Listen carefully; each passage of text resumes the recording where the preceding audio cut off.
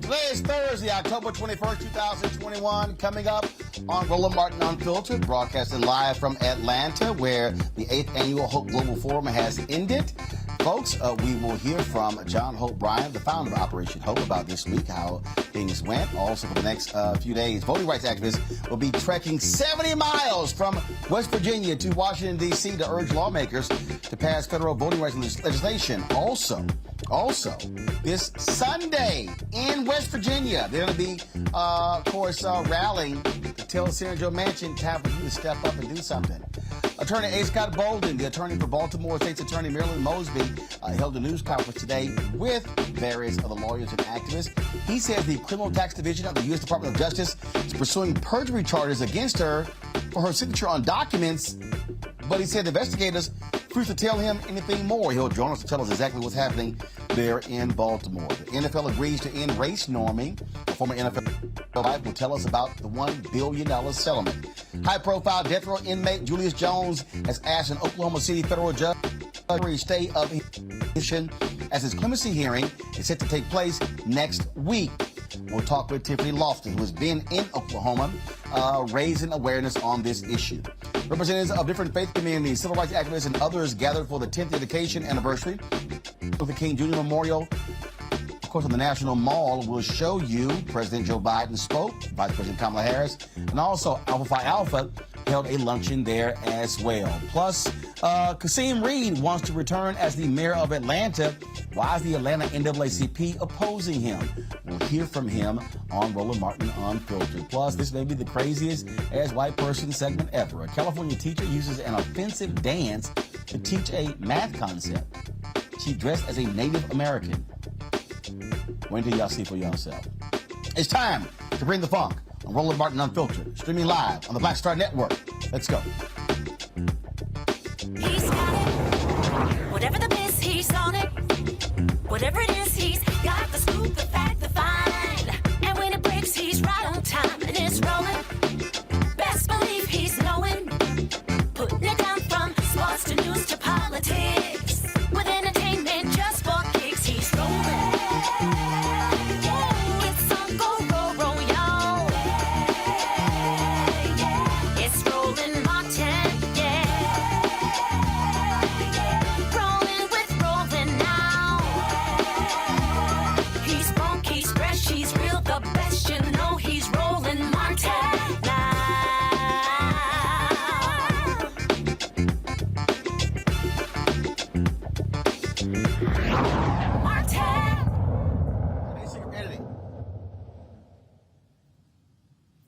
All right, folks, so we are here in Atlanta, Georgia. We're here in Atlanta, Georgia, where for the last 3 days, the 8th Annual Hope Global Forum has taken place. And so we certainly appreciate being here. Lots of things that have been going on, but let's talk about what's happening there in the DMV. In March, federal prosecutors launched a criminal probe into the finances and campaign finances of Baltimore's top prosecutor, Marilyn Mosby, and her husband, Nick, who is the president of the Baltimore City Council.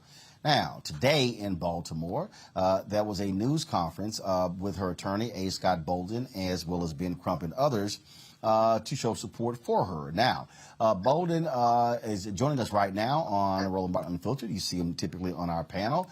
So he's on the other side right now. Scott, glad to have you here. So you contend that Marilyn Mosby has been unfairly targeted.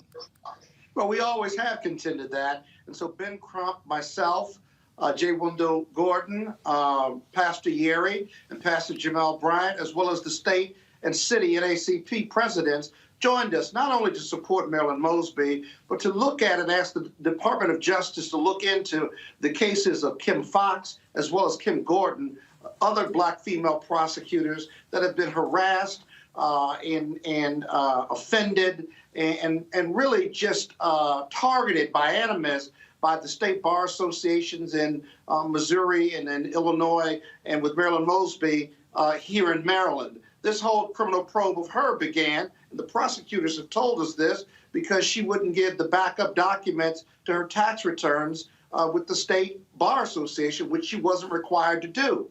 We've alleged personal and political, as well as racial animus, because it makes absolutely no sense for them to conduct a civil audit of her taxes and her husband's taxes through a federal grand jury. It is just uncalled for, but it's unbelievable. It's such a rare piece that a prosecutor is pulled before the state bar, let alone a federal grand jury, when not only have they done nothing wrong, but the investigation started with no allegations of wrongdoing, other her lack of cooperation, which she didn't have to cooperate as a matter of law. And so we want DOJ to terminate the investigation. We want them to remove the prosecutors who are in place, who have given political contributions to not one but two of her opponents. It certainly creates an animus. It's a conflict of interest. Wait a minute. It is a bad hold prosecution approach. Hold on one second. Hold on one second. Are you saying that the prosecutors who are currently investigating Marilyn Mosby, you're saying those prosecutors have made donations to the individuals running against Marilyn Mosby? In the last election. And, you have to report political contributions. And so all you have to do is go to the Maryland regulators, and it's right there. He not only gave, Leo Wise not only gave one, but two contributions to two different opponents of hers. Now she's leading the prosecution. So Scott. So you said prosecutor named Leo Wise, that when Marilyn Mosby ran the last time, he gave donations to two of her opponents, and he is the one who's leading the investigation right now into Marilyn Mosby? Yes. Verifiable. Documented. In fact, the DOJ is not, as a lawyer, disagree. So isn't that unethical for a lawyer? If this was a judicial situation, a lawyer will be asking the judge to recuse themselves from the case. I'm going to be asking for the grand jury, if they indict her or not, I'm going to be asking a grand jury judge to dismiss the case for bad faith prosecution. It is a huge conflict of interest and connotes political animus towards a public elected official, twice, by the way, by the citizens of the city of Baltimore. And so we've asked DOJ to not only remove them, but to terminate this investigation that is rife with animus, personal animus. They've had beefs before for leaks in joint investigations, the political animus, because this lead prosecutor who got this information, or the lack of information, from the State Bar Association, and I'll be quite honest with you, I think there's a racial animus here, because if nothing else makes sense, you got to look at race. And we want her and her husband to get back to their core mission of serving the people for the city of Baltimore, and that's just not happening. DOJ has stopped talking. DOJ will not walk away from the investigation, But more importantly, DOJ won't talk with us about what facts they have to support these proposed claims. For example, there's a possibility that there is a perjury charge. And so we get an opportunity to defend ourselves before the DOJ Criminal Tax Division. We had a meeting with them. We say, okay, one of the possible charges is perjury. Tell us what the statement was. Tell us what the document was where she allegedly lied under oath. You can't bring perjury. I can't defend against perjury if you don't tell me what the lie was or what the false statement was that was made. They refuse to tell us. And so it is these types of games that DOJ is playing with the political and personal life of Marilyn Mosby that we've got to get at. We have asked for meetings with the higher-ups, above the frontline lawyers. We have asked for a meeting with the new U.S. Attorney for the state of Maryland, a former Maryland delegate, Black ASUA, Democratic U.S. Attorney for the state of Baltimore. We have not gotten a response on our requests. And so I'm tired of being tired of the lack of communication and the silence while these possible charges and investigation hangs over her and her family's head. It's just not right. It's fundamentally unfair. And it's not just happening to her. It happened to Kim Fox, Kim Gardner out of St. Louis, Missouri. And so these 6 strong, prominent Black men came together to say enough is enough. We've asked DOJ to take a deeper look at whether they've been wrongfully investigated or wrongfully harassed. But more importantly, with Marilyn Mosby, that all charges that they're looking at, the termination of the grand jury investigation, that they terminate that and make it go away. An investigation, by the way, that started under Trump. I'm trying to understand how this came about. You said that the Maryland State Bar made a recommendation or sent information to DOJ, and that's how this thing started? The Maryland State Bar, on their own volition, began asking her about whether she had filed her taxes timely and appropriately because there was a tax lien that the media had reported on. She didn't know about the tax lien. It was never properly served. I looked for the tax lien through our normal means as a law firm. We couldn't even find it. When she turned her taxes over to the Maryland State Bar Association, they then asked her for documents to back up and support her deductions and other entries on her tax return. As a matter of law, she's not required to do that, and another lawyer who was representing her gave them case law as to why they could not ask or receive those documents, okay? Now, the State Bar then turned this information and her refusal to produce these documents over to the U.S. Attorney's Office in Maryland. We know that because when we asked the U.S. Attorney, the one who's got the political animus, Leo Wise, we asked him, what was this about? What triggered this investigation of my client? He directed us back to the State Bar and that dispute that she had with them. So that came from the U.S. Attorney's Office. So we looked at that and said, well, that can't be why you got a criminal grand jury investigation, because if you were concerned about that, that would be handled by a civil audit through the IRS. The IRS can send you letters and take you through an audit, because the amount of exposure here, even if what they're saying she owes the government vis-a-vis the tax lien, she's paid that tax lien. That's been resolved. Why is there a federal criminal investigation over a civil tax audit issue? They don't make enough money to stock millions away to avoid taxes or evade taxes. They're public servants. Their salaries are of a public, you can find them out by public and set by the state legislature. So it makes no sense. They're spending hundreds of thousands of dollars to defend themselves when it makes no sense. And there's this animus towards them, and it's an abuse of power, an abuse of prosecution that has made it a persecution of Marilyn Mosby and her husband. That's a bottom line proposition, and it never stops being that. Well, we certainly want to see what happens next in this case here. I still find it strange that a prosecutor is leading an investigation into Marilyn Mosby, who gave to her opponents, 2 of her opponents in the last election. I don't see how that person is still involved in this case. That clearly is a conflict of interest. Roland, we took the issue in writing to to the professional responsibility team at DOJ. They rejected our contention that they should be removed, saying we could take it to a judge. Well, why would I take it to a judge after they've been indicted, if they were to get indicted? Why not have DOJ remove what is clearly a practical and public conflict of interest, verifiable? Why would I wait for them to conduct a bad investigation, possibly a bad indictment, and then go to the judge and complain about it being a persecution, or complain to them about it being a racial and political animus-based prosecution after the fact? I wanted DOJ to remove them.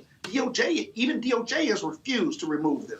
We certainly asked them to take a deeper look at it because this investigation started under the Trump administration. You have to be approved to do a criminal tax investigation, and the Trump DOJ approved it. We're now asking the Biden-Harris DOJ, as well as the new U.S. Attorney for the state of Maryland, to take a deeper look at it and to terminate this investigation that was started from an ill will standpoint and has no place on the books of public dollars being spent just to harass this publicly elected official. All right. Attorney Scott Bolden, attorney for Marilyn Mosby. We certainly appreciate it. Thanks a lot. All right. Thank you. My panel, Dr. Greg Carr with the Department of Afro-American Studies at Howard University. He joins us every Thursday. Reese Colbert as well, founder of Black Women Views, Faraj Muhammad, radio and TV host. Reese, I made the point here, what was an apparent conflict of interest. But we do have to deal with this reality of the level of attacks that have come against these black female prosecutors across the country. How they have been attacked. Former prosecutor Aramis Ayala, because she chose not to prosecute death penalty cases. Governor Rick Scott and others came after her very aggressively. Then, of course, you have Kim Foxx, where they went after her for the Jussie Smollett decision as well. Now you have Marilyn Mosby. Kim Gardner in St. Louis has been under constant attack since she was elected as well. It's amazing how folks are real fragile and they see threats from these sisters. I would also add Vice President Kamala Harris. Her record was smeared and attacked, even though she was the leader on a lot of these progressive things that you see people like Marilyn Mosby and Kim Foxx taking the baton from her on. And so there certainly is an agenda. I think the way that they always go after black electeds is through the finances, through alleging some sort of corruption, because it's smart in terms of PR, in terms of getting the general public on their side. I mean, people don't believe that politicians have the right to be corrupt and do things like that, but it's clear that this is a persecution and a hack job being done on Marilyn Mosby. If the issue were taxes, she paid her taxes. You know, okay, so there was a lien. It sounds like the process worked as intended. The IRS filed a lien, and when she was made aware of it, she paid it off. So what? What's the problem? You know, when we look at former President Trump and all of the tax scams that he has going on, Leo Wise should be investigating him.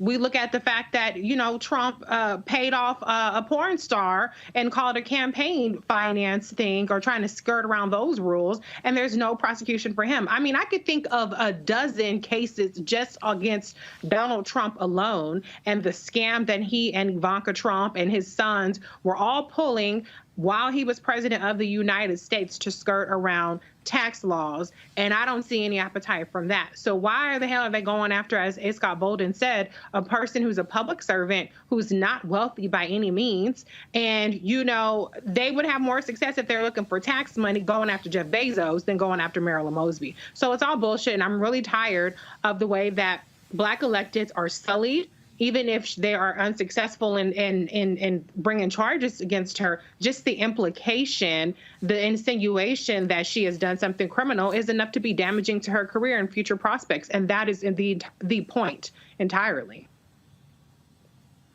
Faraj, you're there based there in Baltimore. How is this playing out among folks in Baltimore?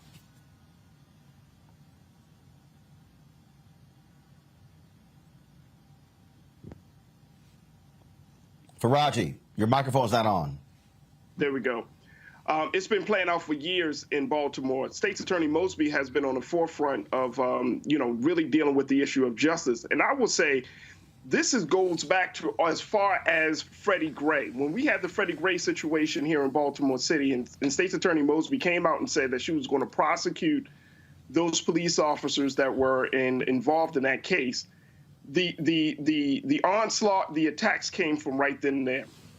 It has never let up. There is a television station right now in Baltimore, and I'm not lying to you, Brother Roland family, television station, Fox, a local Fox affiliate, that has been every other day. Marilyn Mosby is coming up in the broadcast, and it's putting Marilyn Mosby. It's not shedding a positive light. Now, the other part about this that I think that Mr. Bolden has to speak about, or should let folks know, is that Leo Wise actually is the same prosecutor that not only gave to two of Marilyn Mosby's opponents, but he's also the same prosecutor that prosecuted the case against Catherine Pugh, the former mayor of Baltimore, who was wrapped up in the Healthy Holly scandal. He was also the same prosecutor that dealt with the situation with former mayor Sheila Dixon a few years ago. So this, when you look at the big picture of his actions and his use of his use of power from that office, is very, very questionable. But here's the concerning part about this.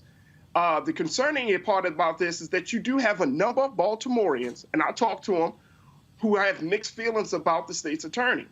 So the PR campaign against her may win some people over. And where's the mixed feelings coming from? Marilyn Mosby is one of those prosecutors, and we named a few others, who's a part of a national effort to remove any type of criminalization of, certain things like weed and other things, small things, right, that have put black men in jail. She's saying, okay, we're not going to prosecute those crimes because instead of prosecuting them and criminalize them, we're going to try to get them help. We're going to try to get those young brothers some jobs. And so that rubbed people the wrong way. Some people say she's not doing enough to stop the ongoing violence here in Baltimore. Unfortunately, we have been tracking over 300 murders for the past 5 to 6 years in Baltimore City. Our numbers have not gone down for homicides. And so some people say, hey, she's not doing enough to prosecute those who are pulling the triggers. So there's like a perfect storm that's been brewing in the city around Marilyn Mosby, her work performance, and now you have this issue. And I think it's important that folks understand to get to the facts. Listen to what Mr. Bolden has to say, get to the facts of what she's dealing with, because there's a lot of big factors. But at the end of the day, there is, I believe, a coordinated effort to get black elected officials out of public office and to start with PR campaigns, like you said, Reese, to go into their finances and then, really criminalizing them. And that right there, Brother Roland, will discourage any young black person to run for office or to get into a position of power where they can make change for black and brown people. Mm-hmm. Well, the thing here, Greg, that we have to contend with is you're right. When even the specter of a federal investigation has a damaging impact when someone is running for office. I am trying to understand, if this is a tax case, why is there a criminal probe first by the U.S. Attorney's Office? Normally, you would think that it would be an IRS case first, and then if it rose to a certain level, then they would bring in the U.S. Attorney's Office on the criminal side. So I would want to know, how much money are we talking about?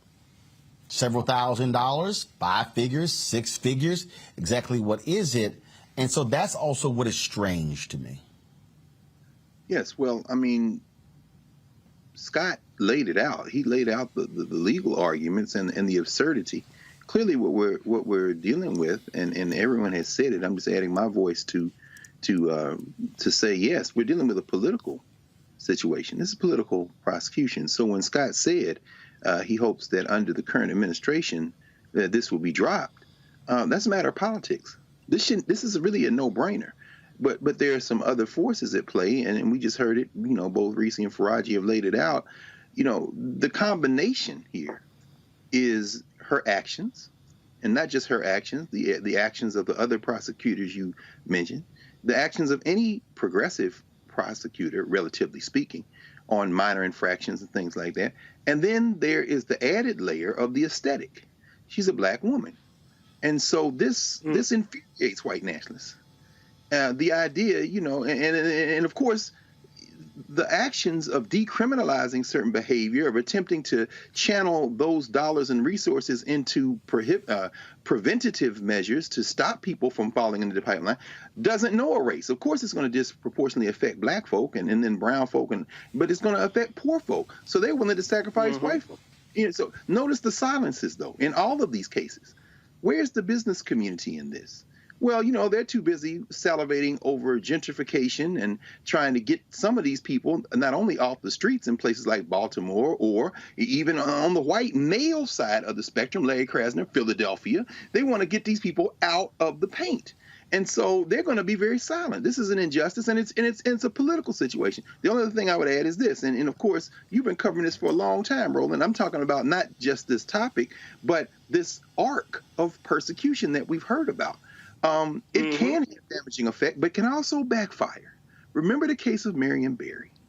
At that point, with D.C. still chocolate city or chocolate enough to put him back in office, voting for Marion Barry at that point was a badge of honor. Now, let's set aside what he did or didn't do. The idea that they are after us is something that can be turned into political capital. And quite frankly, I'm encouraged by these kind of attempted persecutions because it reveals that some black elected officials have decided that they will do more than just say, vote for me because I'm black. They will, in fact, like Marilyn and others say, vote for me because I am going to do what the black community needs. And those are two very different things. All right, folks, hold tight 1 second. Got to go to a quick break. We come back. We're going to talk with Cliff Albright, co-founder of Black Voters Matter, as they are marching for voting rights to end voter suppression in the country. Also, we'll hear from Kasim Reed, who wants to get his old job back as the mayor of Atlanta. The Atlanta NAACP president has some harsh words for him. He responds exclusively right here on Roland Martin Unfiltered on the Black Star Network. Back in a moment, live from Atlanta.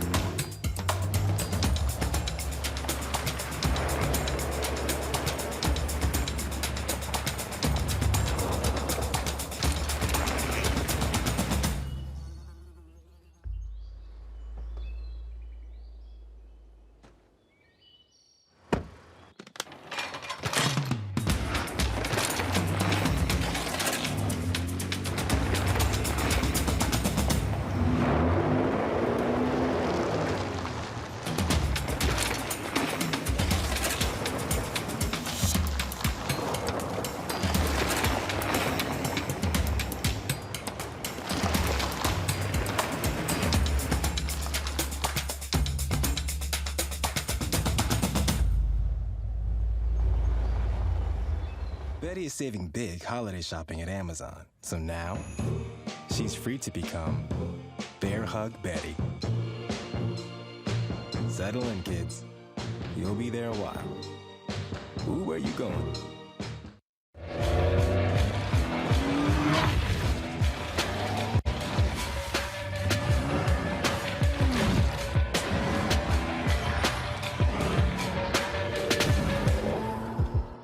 Hey, I'm Arnez J.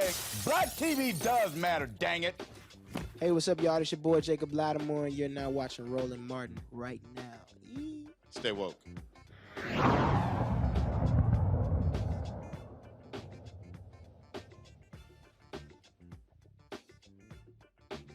The voting bill in Congress, activists are making a trek from Virginia to Washington, D.C. Let's go live to our friend Cliff Albright, co-founder of Black Voters Matter. He is actually in the last mile of that trek. Cliff, how you doing? Hey, man, I'm doing good for somebody who's just done 59 miles. But, yeah, we started off... So how y'all doing it? You guys are riding bikes. Are you walking? Are some walking? You're riding. What? So explain this trip. Yeah, so we started off in Harper's Ferry this morning, historic Harper's Ferry. Incredible experience to be there at that site of so much history, not just John Brown and the raid, but also, one of the early meetings of the Niagara movement. Well, we started off there, and there were some of us that were going to be biking the entire 60. There were some that were just going to be biking different parts. There were some that were just going to walk some segments, some that were jogging some segments. And so, but during this final stretch, we've got 7 riders who are riding right now. I'm in front of the pack because I was trying to get to the finish in time to join you, Roland. But we got 7 people riding right now, most of whom have been riding since Harper's Ferry. And then we got some people that have also been walking the last leg, like the last 3 miles, 5 miles, 7 miles. So it's a combination right now. But I tell you that there have been folks that have been on this trail with me the entire day, Roland. That's how dedicated and committed we are to making the point that we have got to get the Freedom to Vote Act and the other voting rights bills, the John Lewis Voting Rights Act, as well as D.C. statehood, that we got to get it passed right now. So the issue that yesterday we saw what took place. For a long time, all we heard from Senator Joe Manchin is that, got to be bipartisan, trying to get Republicans. Not a single Republican, not one, voted with the Democrats. That's right, and that's pretty much what we've been expecting all along. Like, we know that we've been saying that not only you're not going to find 10, but you probably wouldn't even find 1. And so Joe Manchin has been saying for months now that he's talking to his colleagues, that he knows some of them are reasonable, that they'll go along with a reasonable voting rights bill. He crafted this compromise bill. So it's really, some might say that this is a disrespect to him. So if he can't produce the 10 Republicans that he's been saying that he could produce, then now's the time for Chuck Schumer and President Biden to tell him, look, we gave you a chance. We let you do a compromise. We took out some stuff that, quite frankly, those of us who wanted a more aggressive voting rights bill are very upset about. But still, we did all that. You still couldn't get your 10. So now guess what, Joe Manchin? It's time to get up off the filibuster to amend it, fix it, modify it, or just outright get rid of it, particularly in regards to voting rights. You had your chance, Joe Manchin, to find 10. You failed. So now you need to end the filibuster and pass this voting rights bill that you say that you support and which this country so desperately needs, especially marginalized voters and black voters that are under attack. You see, Roland, I know what you've been talking about, what they're trying to do down there in Texas, trying to get rid of 2 seats. How are you going to have 90-something% of the growth in Texas be from black and brown communities, and then we lose representation? This has got to stop. It's got to stop now, and Manchin has got to agree, and Sinema and the rest of them that are hiding in the closet have got to agree to end the filibuster now and pass these bills. You and others have also said the White House must do more. Normally, we saw this with these other bills. Look, I get emails every day from the White House. They offering up people to talk about Build Back Better, infrastructure, COVID relief, stuff along those lines. I'm not getting emails, them offering up surrogates and officials from the White House advancing voting. And so what the hell is the White House doing? That's right, Roland. You're not seeing the same energy that you're seeing for Build Back Better. You're not seeing that for voting rights. You're not seeing those emails. You're not seeing all the meetings that have taken place in the White House. You're not seeing a couple of weeks ago, President Biden went to Congress when they were discussing Build Back Better. He went to Congress to tell them what he wanted. You haven't seen him do that for voting rights. You haven't seen him go to Scranton, Pennsylvania, or any place else for that matter, and deliver a speech because he's trying to drum up support for the voting rights bill. You haven't seen him go to Texas and give a speech or go to any state trying to round up support for voting rights. He knows how to get stuff done. He's been in Washington for 40 years. So yes, we've been demanding that President Biden do more. That's part of the reason that we and others like the League of Women's Voters and others have been doing actions and civil disobedience at the White House. I got arrested 2 weeks ago, along with 4 other freedom fighters. Just this week, 25 people got arrested at the White House. So yes, we are demanding that President Biden lean into this, and he needs to shift. He needs to shift. I'm sorry, it's dark. I'm riding through the park. I think I'm getting close to finish. But he needs to shift the priority. We cannot wait for them to finish Build Back Better and infrastructure and then get to voting rights. We need them to prioritize voting rights right now, and then you can finish the job on infrastructure. But voting rights cannot wait. It cannot be put on the back burner. Trying to see where I'm going. Then. Well, Cliff, y'all have been on the front lines, absolutely doing the work out there, mobilizing and organizing people, and we certainly appreciate it. And so, we are going to continue to stay on top of this as well and make it real clear. This is a fundamental issue that black folks care about, and we must see action from the Democrats in the Senate and out of this White House. Hey, Roland, I think I'm at the finish line, and there might be some people that want to say hi or something. If you got to... Hey. Okay. All right, we can do that. Oh, y'all are on Roland Martin right now, I think, if they're still there. Y'all say hi to Roland. Yeah, now you're on. Go ahead. No, you can go ahead and show him. You can show him. I was trying to show them. There's some of them are. These are the folks that have been out here all day, giving out snacks, helping us on the roads, making sure that we've been safe. These folks have been doing it. The rest of the riders are still behind me, but these are the folks that have been out here volunteering. They've also been committed. They may not have rode or walked for 60 miles, but they've been out here all day, Roland, because of their commitment to passing the Freedom Vote Act, and as well as John Lewis, as well as D.C. Statehood. So y'all say hi. Hospitals have doctors and nurses. We have mom and dad. Thank you, Roland, for always. All right, then. Well, look, that's what we want to see, and we certainly appreciate it. And y'all keep doing the great work. Thanks a lot. All right. Thank you, Roland. Folks, today, President Joe Biden spoke at the MLK Memorial for the 10th dedication. He mentioned the voting bill. We're going to have that soundbite for you in just a second. I want to go back to my panel and bring them in here. Again, all we've heard from Raji, from Joe Manchin is, bipartisanship. But everybody keeps talking about Manchin and Sinema, but the reality is there's several other Democratic senators who also do not want to do a carve-out to end the filibuster for voting. What I don't understand, and this is what these mainstream media people, because, again, they're the one, they got the credentials, they got all the staff, they're down there.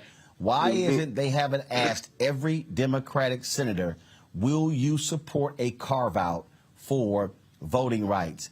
We should have every Democratic senator on record on this issue, not just Manchin and Sinema, who don't want to get rid of the filibuster. No, we should. We definitely should. And I think that we're seeing a situation that, we talked a little bit about this dealing with the Republican Party in terms of the revolution within that party. But then there's a revolution within the Democratic Party, and we're seeing the party just breaking away. And I can't recall who said it, but they're saying that within the Democratic Party, there are 3 groups of people. You have your moderate, you have your conservative, and you have your progressives. And so even on a simple thing like voting rights, something that is fundamental to, quote unquote, to our democracy, there are still, so many people who are saying, well, maybe it needs to be this way and that way. And I'm with Cliff first and foremost. I mean, just to point it out, you saw older white people standing out there with Cliff and clapping and applauding for him. So this just goes to show you that this thing is much deeper, and it has affected everyone.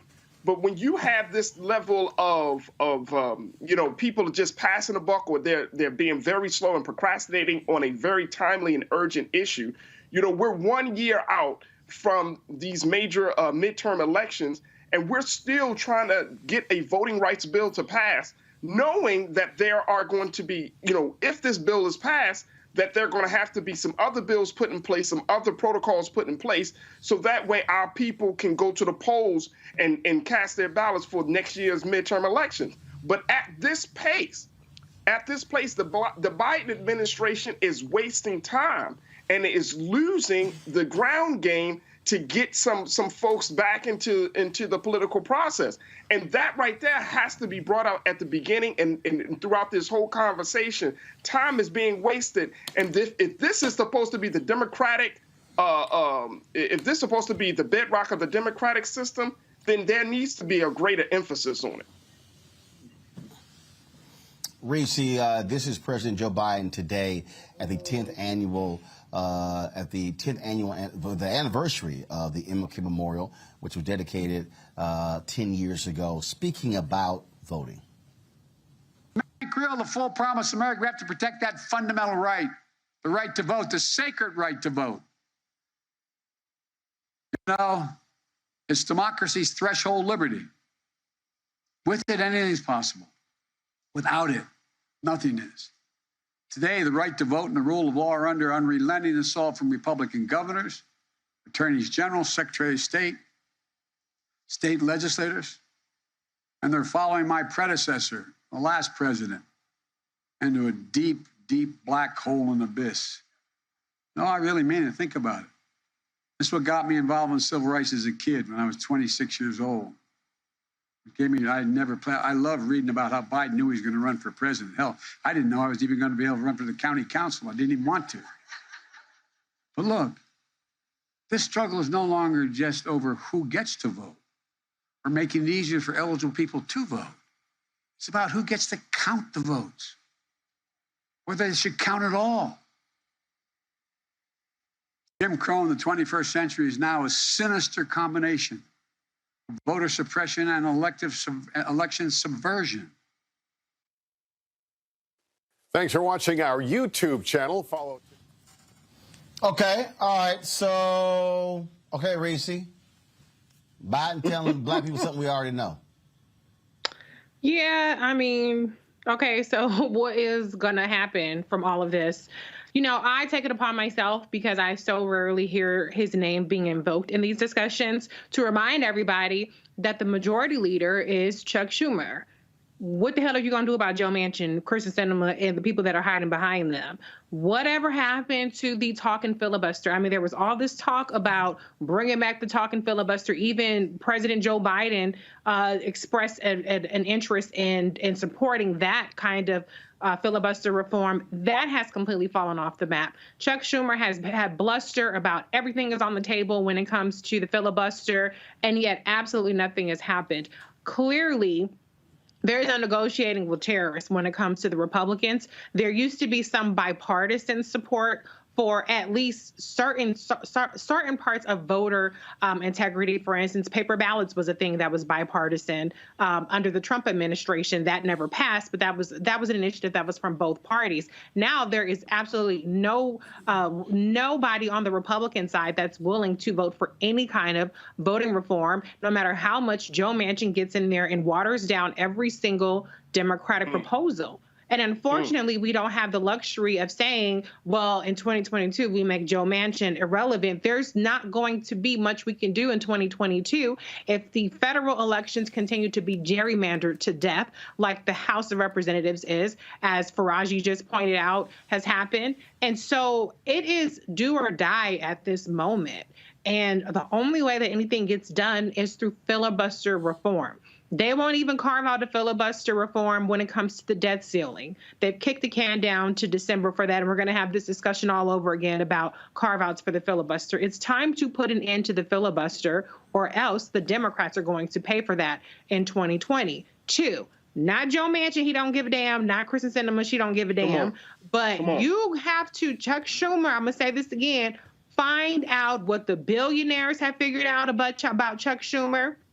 Find out about what the people that Kyrsten Sinema is flying off to eat cake with in France and overseas and do these luxury retreats in Arizona. They got y'all folks figured out. So it's about time that you figure it the hell out so that we can actually have a semi-functioning democracy. And the last thing I'll say is shout out to Black Voters Matter, Cliff Albright, all the people that are out there on the front lines, people who are getting arrested, civil disobedience. I understand that people don't have a lot of faith in the elected officials. I'm not even going to argue with you on that point at this point because we barely have a functioning democracy. But at least, if not for faith in elected officials, at least give these folks like Cliff Albright, Latasha Brown, et cetera, the ability to just retire, to sit down for a couple of years and relax so that they don't have to be marching all the time and doing bike rides and protesting, getting arrested. At least value your vote enough to retire them. And then we can focus on pushing the electeds to get these proposals and this legislation through instead of always having to have the activists do the heavy lifting just to get us anywhere near functioning. Please, if you don't have faith in anybody else, don't look at these folks that are constantly putting themselves out there and spit in their faces and say that their work doesn't matter. Your vote matters, which is why those folks are out there protesting for it and why the Republicans, every single last Republican in the Senate, every single last Republican in the House, and every single Republican governor across the country is trying to do everything they can to strip you of your electoral power. Greg, again, fine, Biden, you come and stand in front of black people giving that speech. No. You got to do more. And the reality is the White House is not doing the heavy lifting on this. This is simply not the same priority that they have for the infrastructure bill and for the other bills that have passed. It's simply not. No, it's not.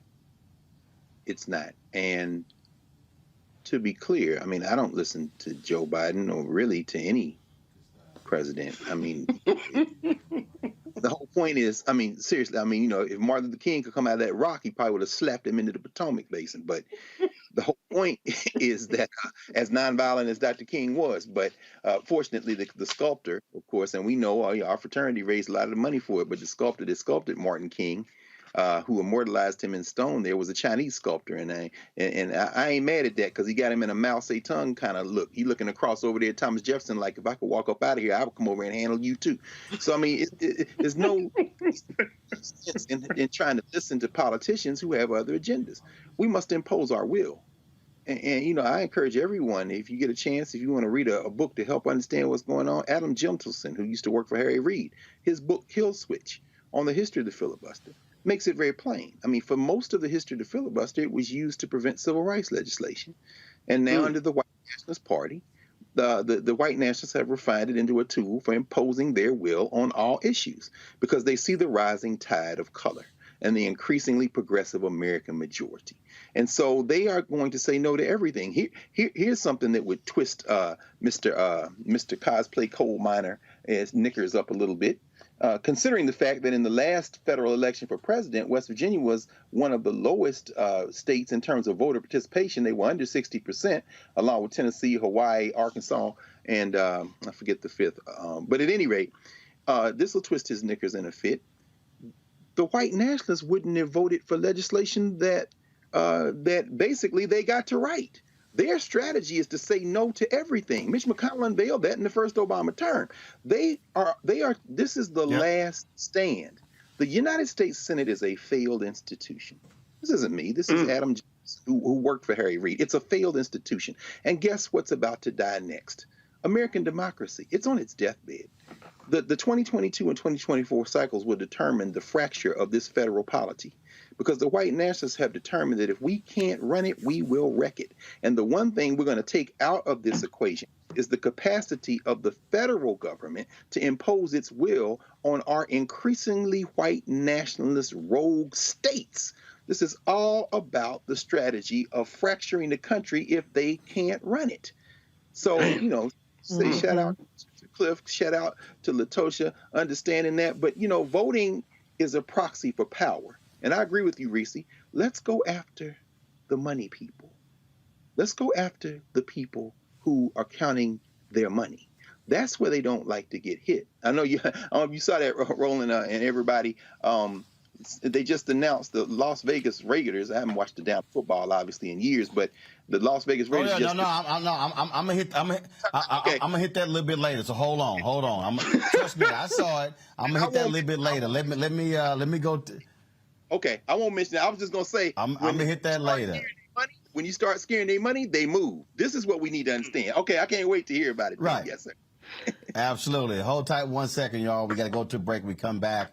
The NFL has decided to stop race norming. Remember, we talked to a former NFL player and his wife. They were the ones who were leading that fight. Well, they're back, and we're going to talk about this agreement that could provide up to $1 billion to black players who have been impacted by concussions and who have been ill as a result of their playing in the NFL. We're going to discuss that. We're going to hear from that couple. Also, Kasim Reed is running to get back into the mayor's office here in Atlanta. The Atlanta president of the NAACP issued a scathing letter telling folks in Atlanta not to vote for him. We're going to tell you about that letter, and also you'll hear from Kasim Reed as well. Lots more for us to talk about here, folks, on Roland Martin Unfiltered, broadcasting live from Atlanta, and yes, streaming live on the Black Star Network. Back in a moment. Oh, that spin class was brutal. Well, you can try using the Buick's massaging seat. Ooh, yeah, that's nice. Can I use Apple CarPlay to put some music on? Sure, it's wireless. Pick something we all like. Okay, hold on. What's your Buick's Wi-Fi password? Buick Envision 2021. Oh, you should pick something stronger. That's really predictable. That's a really tight spot. Don't worry, I used to hate parallel parking. Me too. Hey. Really outdid yourself. Yes, we did. The all-new Buick Envision, an SUV built around you. All of you. Once upon a time, there lived a princess with really long hair who was waiting for a prince to come save her. But really, who has time for that? Let's go. Feeling myself. I'm feeling She ordered herself a ladder with Prime one-day delivery, and she was out of there. I want some hood girls looking back at it and a good girl in my tax bracket. Now, her hairdressing empire is killing it. And the prince, well, who cares? Prime changes everything. Hey everybody, it's your girl Lunel. So what's up? This is your boy Earthquake. Hi, I'm Chaley Rose, and you're watching Roland Martin Unfiltered.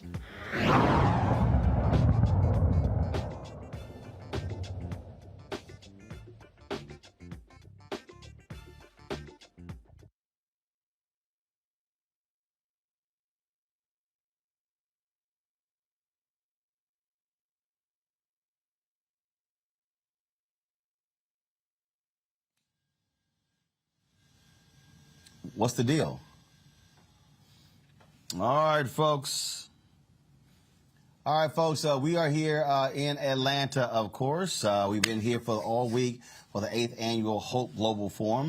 Glad to be here as we have been talking about just, first of all, covering all sorts of things. And so we're glad to have the show here. Remember, we talked about race norming. That is something that has been in the news, where the NFL basically was using a different standard for African Americans.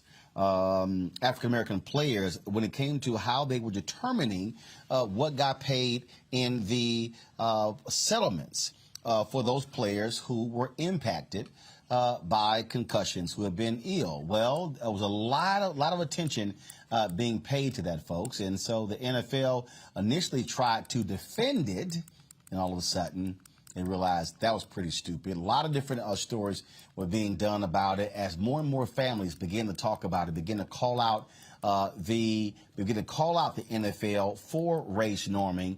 Other doctors begin to call them out as well, and so that led to a lot of changes. Well, the NFL announced yesterday that they have reached a settlement where they're going to stop using race norming, which was negatively impacting black ball players across the board. This settlement could mean an additional $1 billion or so that will go to the families of these athletes who have been impacted.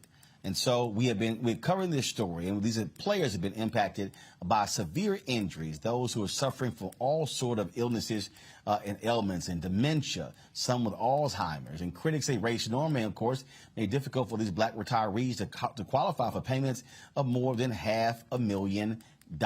Well, one of the folks who have been fighting this, raising the awareness, is Lacey Leonard and her husband, former NFL player Lewis Leonard. They join me now from Arizona. Glad to have them back on the show. First of all, let me say this here. Lacey and Lewis, congratulations. It was your advocacy, your willingness to take on the NFL, to bring the other families into the fold that caused this story to become a national story. And all of your hard work has resulted in where we are today with them announcing the ending of race norming. Hi, Roland. Thank you so much for having me and Lewis today. Yes. Talk about this decision and how you felt when you were told that they were going to stop using race norming and as a part of this settlement when they notified the federal judge. I was grateful that finally something that we have been advocating for several years, it hasn't fallen on deaf ears.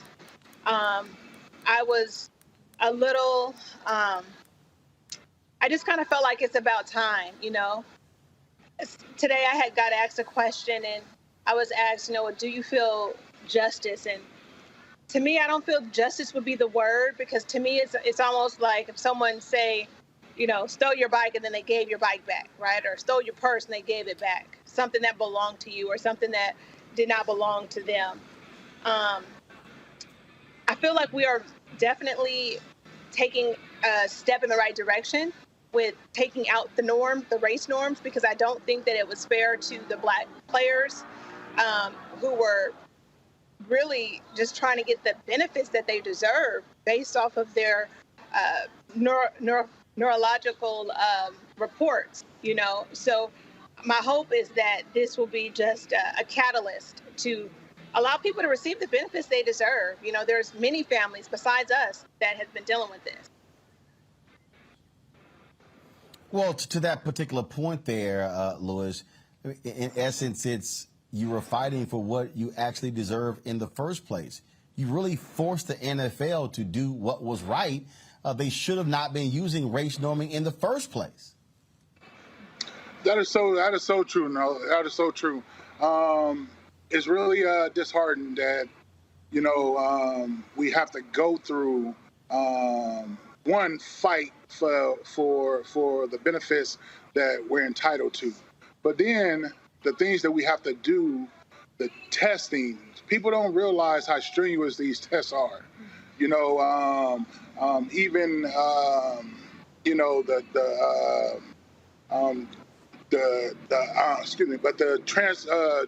Getting to these testing sites, you got to fly this place. You're talking about going to multiple cities in less than a week. So it's very hard to even do the testing, but in my case, to be a person who got approved and on the last day got denied, I mean, it was disheartening. It was a punch in the gut. It was a slap in the face. It was a stab in the back. But I'm glad it's getting rectified. I'm glad that something is finally being done, and the NFL is being held accountable for this racial injustice that we've been going through. Now, the reports that we've heard, Lacey, that it could be upwards of $1 billion. Who actually decides that? Is that the judge, or does the NFL decide that in negotiation with the lawyers? Roland, I'm not sure. I haven't been privy to the document yet, so I'm really eager to see exactly what that entails. Again, as it stands now, my husband has only been approved and then had his approval denied. So at this point, our family has not yet received justice. I'm not sure how they're going to allocate when they're going to actually be retroactively paying these players, or what that looks like, who gets to decide if it's a judge or if it's a collective. Me personally, I would like to see all these players who were wrongfully denied receive also punitive damages. I don't know how hopeful that will be, but I'm really curious to see what this settlement is going to look like, because as all of us are aware, the NFL requested that it would be sealed. So to me, that raises an eyebrow that there might be some potential reason that they want it sealed and that they're not really keeping it fully transparent. So I'm just kind of waiting around like everyone else to see how this is going to affect not only my husband, but all the members in the class that have been adversely affected. Well, it is certainly good news here in terms of what they decided. Y'all have been fighting for this, and we certainly appreciate your advocacy. And so feel free to let us know what happens. You always have an opportunity to share your story with us. And Lacey, also let me thank you for dressing your husband for today's show. He did not wear that hideous purple and gold. I knew you was going to get it wrong. But I tell you what, I see you looking good over there. I see you looking good. See, Lewis, it's the shades that you have on. This is cobalt blue and gold. Yeah. I just want you to see. I knew it's the shades are affecting you. It must be something. But I tell you what, the reason why I didn't want to intimidate nobody today, because I seen it in your eyes last time, so I wanted to make sure that I didn't intimidate. So you got it. No. Well, you may not realize Dr. Greg Carr is also my alpha brother. So we didn't want to sit here and have to make you feel small being two alphas on the show. I appreciate it. We appreciate you guys. I appreciate Thank both of you so much. Thank you, Roland. Thank you. Thanks a bunch. All right, y'all take care. I appreciate it. Thank you so very much. Quickly, let's go to my panel there. You know I had to go ahead and let them know, Greg. I had to let them know. Thanks, brother. First of all, we shall transcend all. Ain't that what they say? We had to let them know. I mean, that's our cheering. And, sometimes you got to spank your cheering. The thing here with this, what the NFL was doing was shameful, the use of race norming, and it was depriving African-American players of what they should have been getting, Greg. And so the fact that this is like black folks having a fight for the right to vote that white folks automatically get. Absolutely. Absolutely. And so many disturbing things. First of all, of course, we add our congratulations. I mean, just for the perseverance, because, these institutions think they can just wear you down. Second of all, it's a minuscule amount of money, considering how much money the NFL makes. Third of all, I agree. There's a reason they want those records sealed.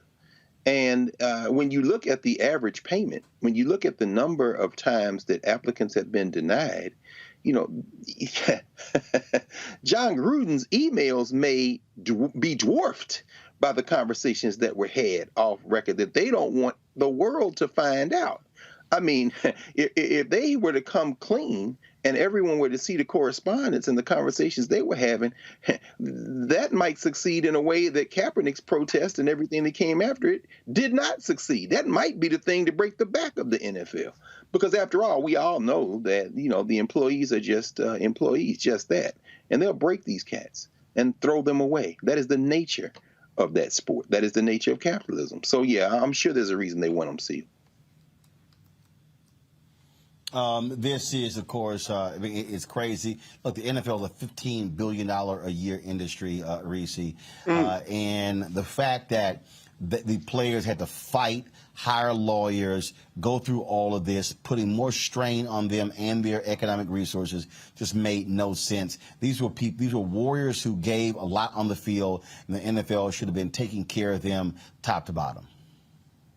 Absolutely. I mean, if you look at the statistics, 70% of the NFL players are black, 60% of the retirees are black, and yet they believe that white players were being approved for their settlements when it comes to dementia and the different medical conditions after they retired at 3 times the rate of black players. So obviously there's indisputable discrimination there. And as Dr. Carr said, I think that putting it on Front Street, the level of insidious discrimination that black players were facing might have potentially really turned black fans who really power, and even some black athletes who power the NFL, against the institution.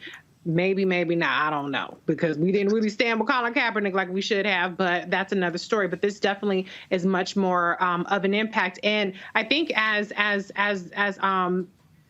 Lewis pointed out, there is a financial burden even subjecting yourselves to the test. And then let's also just be honest what that racial formula does. That racial formula assumes that Black men are less intelligent, they have less faculties to start from. So that means that they have to prove an even bigger drop-off. That is dehumanizing. That is barbaric, and that is the definition of white supremacy. And so it is a great thing that finally there's a step in the right direction. It still has to go through judge approval, and then it's a question mark of how it's going to be administered. There's going to be retests that are going to go on, so there's still some subjectivity to it. I'm sure some people will still be left behind, and I would especially like to see this particular couple of the Leonards get approval because they are the forefront of, really pushing for this. But sometimes we know that the person who's the loudest and who champions it the most ends up being the one that gets retaliated against. So I certainly hope that's not the case with this situation. But the last thing I'll say is, because y'all brought up outfits and stuff like that, y'all look good tonight. Y'all look very handsome. I like that. The tops and Faraji, I see you got a new hairdo. All y'all looking good. Got some black male magic going on. So I had to shout y'all out. Y'all look good. We always look good. I'm just trying to keep up with you. That's all. Okay. Thank you. I'm just giving y'all props. Faraji, I appreciate it. Reese, Faraji, your comment real quick on the race norm. Yeah, just real quick. I mean, I think that, when you look at how these tests started back in the 90s, and it questioned the cognitive functioning of Black men. I mean, this is back in the 90s. This is not something when the NFL started. This is back, just about 20 years ago or so. So when you're talking about racism, it's this type of thing that racism runs so deep, it gets down to the very fundamental view that people have about Black athletes. But one of the big things I think we need to look at is this ongoing pipeline that is from Pee Wee football to the league. The fact remains that even in Black communities, and I mean all folks that are watching, we have a son, a nephew, a grandson. We have continued to put that narrative in the minds and the hearts of Black boys that a way to get out of the hood, a way to better your circumstances is to go to the league. So if we're talking about fundamentally changing how the league look at Black athletes, we have to fundamentally change our conversation and the narrative around Black success, that we often put that there. So that way, brothers really understand that your body is not to be used and abused by some institution that don't give a damn.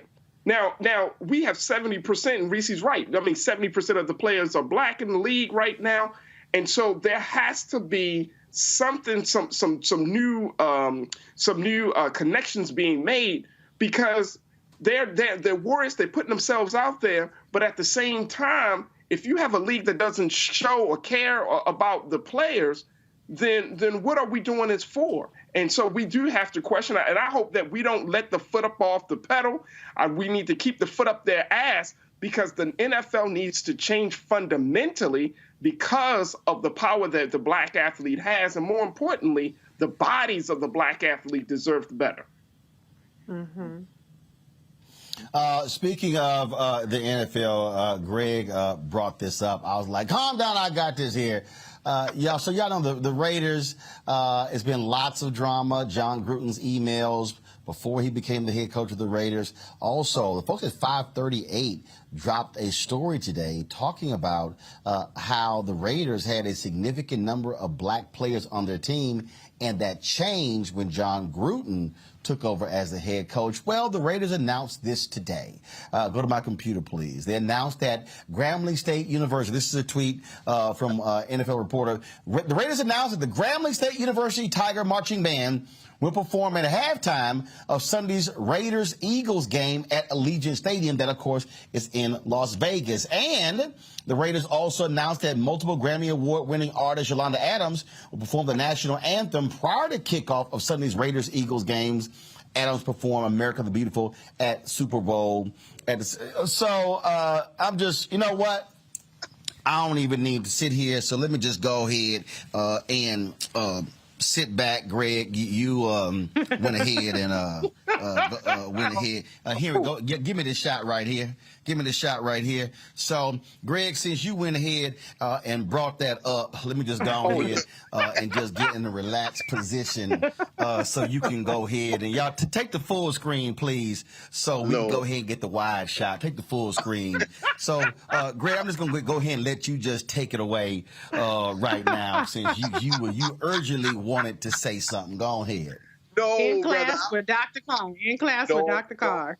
No, ma'am. No, ma'am. Listen, look, none of us are any Roland Martin. I certainly know Roland Martin. I know you would set this on natural fire. I just hope that and expect that the world famous Grambling State University Band, and you know, we have our friendly rivalries. I was in the Tennessee State Marching Band, but I hope the world famous Grambling State Band is getting a fat check. Because in the words of Frederick Douglass in What to the Slave was the 4th of July, he said, "They that carried us off captive required of us a song. How can we sing our song in a strange land?" We know who the Raiders are. They are going to, talk about a bald, just a bald face admission. We know we're racist. We know the league is racist, but we are going to try to cover this racist John Gruden and this whole fiasco and getting rid of black players with this fig leaf of Grambling State University. You know, they like those bands. So can we get one of those bands? And so I'm trying to remember if the president of Grambling, Brother Shalat, is he an alpha or not? Because I know you can track the story down, Roland. You might get the number of the zeros on the check. Right. The president of Grambling is a Kappa. He's a Kappa. I am, and he gave me. I am an honorary drum major of the Grambling band. I got the jacket to prove it. Wait a minute. So seriously? Let me just go ahead. Yes. When he came on my News One Now show, presented me a Grambling jacket as an honorary drum major. The folks at Southern were not happy with that, but I had to remind the people at Southern I have spoken on their campus once and to the alumni, and they ain't never gave me a jacket or a hat. But I ain't gonna bring it up. So let me go ahead and just come on, brother. Let me just go ahead and unpack this.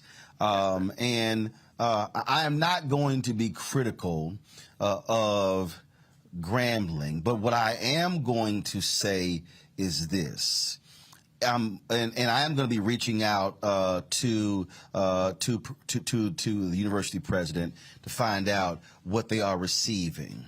But I would hope that what Grambling is receiving is an 8-figure check. I would hope that Grambling said to the Raiders that if you all of a sudden want us to perform at the game, then not only do we want to see an 8-figure check to go to Grambling's, to go to the university, we want to see an additional stipend, an additional amount to go to the facilities of the Grambling football team. I would hope that Yolanda Adams said to the Raiders, don't just provide monetary assistance to me. I would hope that you are going to fund music programs specifically tailored to gospel at HBCUs. She is from Houston. And so how about the Raiders? You provide a monetary amount going to Texas Southern University in Houston, and then another amount going to where Ruth Simmons is the president, Prairie View A&M University. Because let me be real clear to everybody who is watching.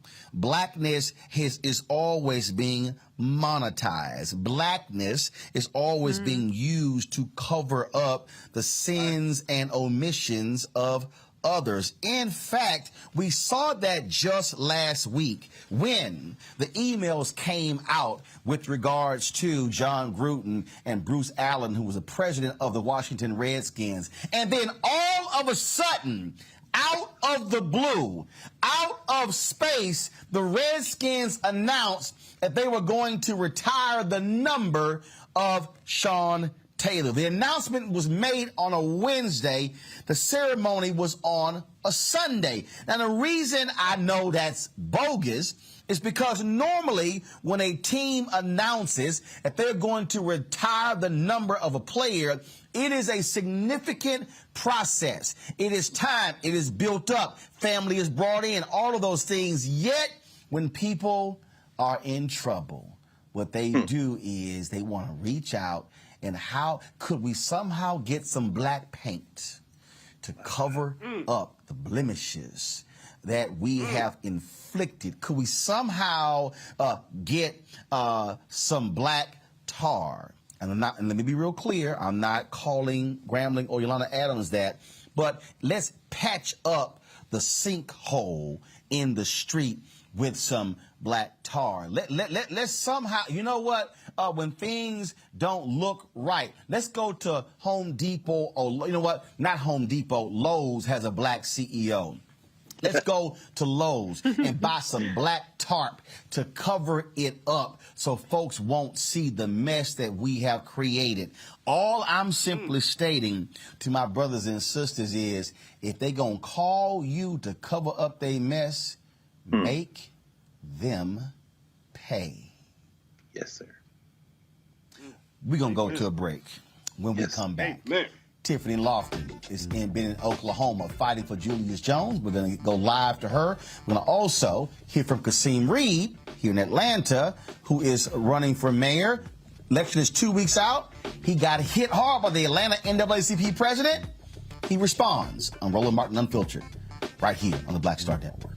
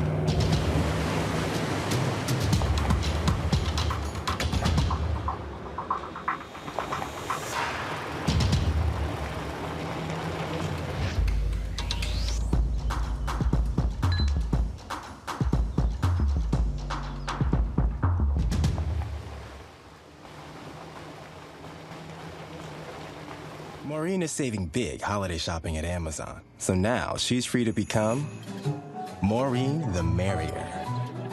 Food is her love language, and she really loves her grandson. Like, really loves. Hello, everyone. It's Kiara Sheard. Hey, I'm Taj. I'm Coco. And I'm Lily. And we're SWV. What's up, y'all? It's Ryan Destiny, and you're watching Roland Martin Unfiltered.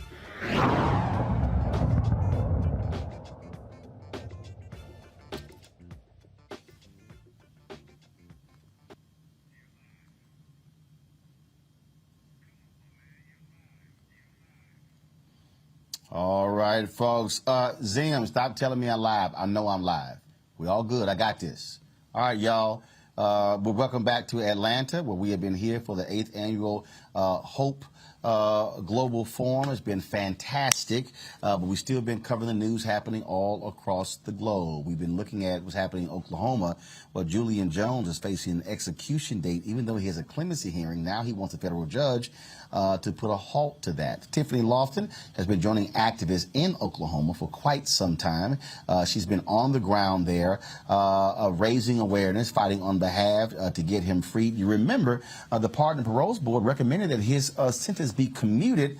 The governor, though, didn't want to act, saying, well, no, let's have a clemency hearing, but they still set an execution date. Tiffany Jones is right now from Washington, D.C. Tiffany, what was it like being down there, and what exactly is the status of this case right now? Hey, Uncle Roland. Well, first of all, thank you so much for having me on the show. I miss you. I hope you're well. You look great. So I've been in Oklahoma now for about a month and a half, working with the family, both the sister Antoinette Jones and the mother, Miss Marilyn Jones and her brother. All of the family they are Black folks. So the first thing is they are deep in prayer. They are extremely hopeful, and they are fighting to make sure that this innocent Black man comes off of death watch. Thank you so much. And the case that's happening right now on the ground is there's a lot of coalition work. There are a lot of individual organizers who have been fighting both the governor and the district attorney and the attorney general in this moment because, like you said, on September 13th, the Pardon and Parole Board granted him a stay with the possibility of parole. They recommend, now the Pardon and Parole Board does not have the power to make the decision. They can only make a recommendation to the governor. And to be clear, I've been telling all of my people, this is why elections matter, because the governor has appointed the Pardon and Parole Board, and those Pardon and Parole Board members don't make the decision. They can only have the power to make the recommendation to the governor. So as you said, Roland, the governor went back and said, I don't really, and let me be clear on why this happened. The district attorney represents the Howell family.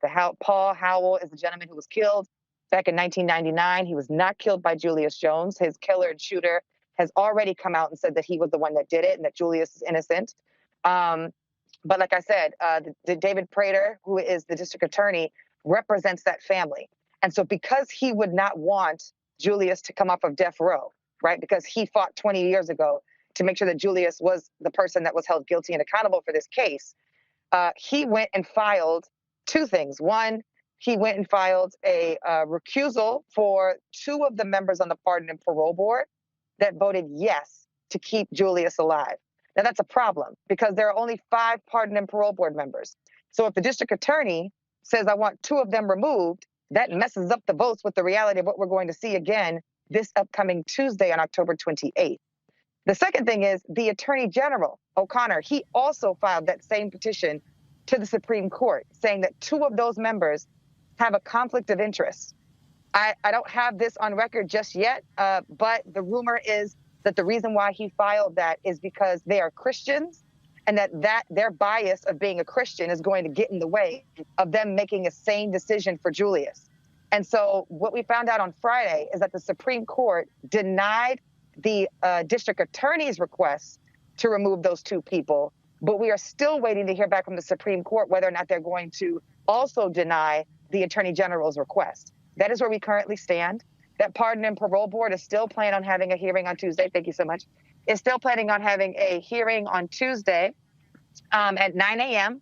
It is live, so if folks want to join us and watch, they are more than welcome. We're actually asking folks to join us in Oklahoma City on Tuesday at 9 a.m. But if they can't, sorry, Roland, I know you want me to sit down and do this somewhere safe, but I'll be moving because I'm working. It's all right. You're fine. You're fine. Okay, good. Look, so I had Cliff Albright riding a bicycle, so you fine. You did? I love my brother Cliff. Okay, so let me make sure my face is in this and people don't know where I'm at because then I got stalkers. So what happens is this. The Pardon and Parole Board is meeting at 9 a.m. on this Tuesday. Okay, this Tuesday at 9 a.m. they will be meeting October 28th. This will be really important for folks to watch because it's actually Roland going to be Julius's first time testifying for himself. So what we know is that Julius's first round of legal support testified on camera. If you watch the Vice News video, he actually says that I can take this off now. This was his first time actually handling a death row case and that he was not prepared. He wished he had more time. He didn't know which questions to ask. And Roland, the worst part is this. He never put his family on the stand. Julius was at home the night that Paul Howell was killed. And the best way to get that evidence and that information is to ask the people who were with Julius where he was at the time that it happened. And so now at this hearing on Tuesday, Julius, who has been put on death watch as of last Thursday, is going to be able to testify and share his story for the first time in over 20 years. We're hoping that the 5 members will vote in the same direction that they were voting, pending the Supreme Court responding to the Attorney General about their demand to recuse 2 of the members. And I will be there in Oklahoma. I will be there outside with hundreds of community members, hundreds of civil rights leaders, hundreds of leaders, and of course the family to make sure that this goes in the direction it's supposed to go. We don't just want Julius to not be executed. He is innocent. So we want Julius to be able to come home. All right. Well, Tiffany, we certainly appreciate it. Thank you for being there and giving us an update on the Julius Jones case. Yeah, go ahead. I want folks, if folks are looking to take action and they can't make it to Oklahoma, I need them to go to freejuliusjones.com. Again, that is freejuliusjones.com. You can help us in two ways. You can sign up to be a volunteer for us from a distance, and you can also call the governor and the district attorney and the attorney general and help us win this case and bring Julius home in time to celebrate the holidays with his family. Thank you so much, Roland. I love you and I miss you. All right. Appreciate it, Tiffany. Love you as well. We'll see you soon. All right, folks.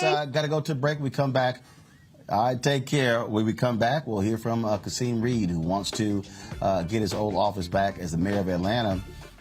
Why is Atlanta president of the NAACP blasting him?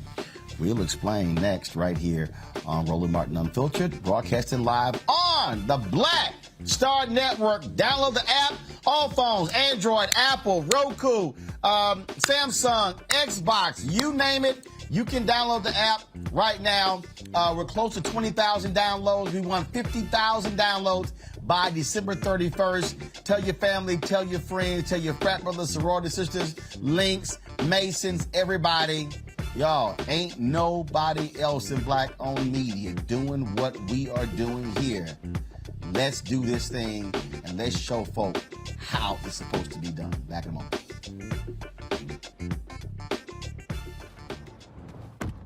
Oh, that spin class was brutal. Well, you can try using the Buick's massaging seat. Ooh, yeah, that's nice. Can I use Apple CarPlay to put some music on? Sure, it's wireless. Pick something we all like. Okay, hold on. What's your Buick's Wi-Fi password? Buick Envision 2021. Oh, you should pick something stronger. That's really predictable. That's a really tight spot. Don't worry, I used to hate parallel parking. Me too. Hey.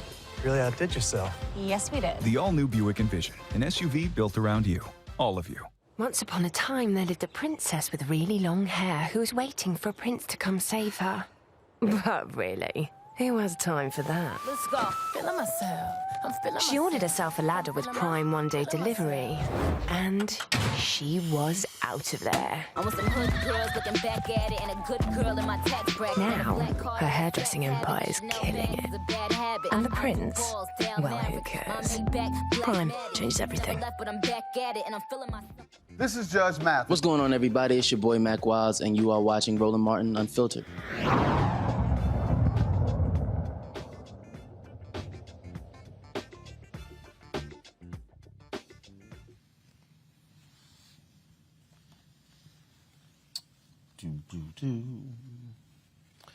All right, folks, we're here in Atlanta, where there's a mayoral race. 14 candidates are running after Mayor Keisha Lance Bottoms announced she was not running for re-election. One of the folks is the former mayor, Kasim Reed. Now, yesterday, man, you see the headline in the Atlanta Journal-Constitution. It says, "The Jolt, Atlanta NAACP pins rare repudiation of former Mayor Reed." It was a letter that was signed by President Richard Rose. He blasted, he had a laundry list of complaints against Kasim Reed, saying that he did not help with low-income housing, focused more on the Mercedes-Benz Stadium development, didn't fight for HBCUs, and didn't remove Confederate monuments. Well, today, Kasim Reed stopped by our operations here in Atlanta, sat down with me and talked about the criticism and why he decided, after serving 8 years as mayor, to try to get his old job back. All right.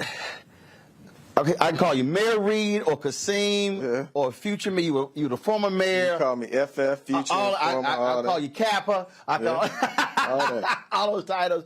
Gotta ask you, you were mayor 8 years. Why? Why run again? City's about to be broken apart. I mean, you've been in Atlanta for a little while. You've got 20,000 people, 20% of the city in the community called Buckhead, that if a referendum were held today, 80% of them would vote to leave. That referendum will take place probably 10 months after the mayoral election. And the bottom line, Roland, is it's being driven by a 62% rise in crime and violence and 157 murders. And when I was mayor of the city, it was the safest city that it has ever been.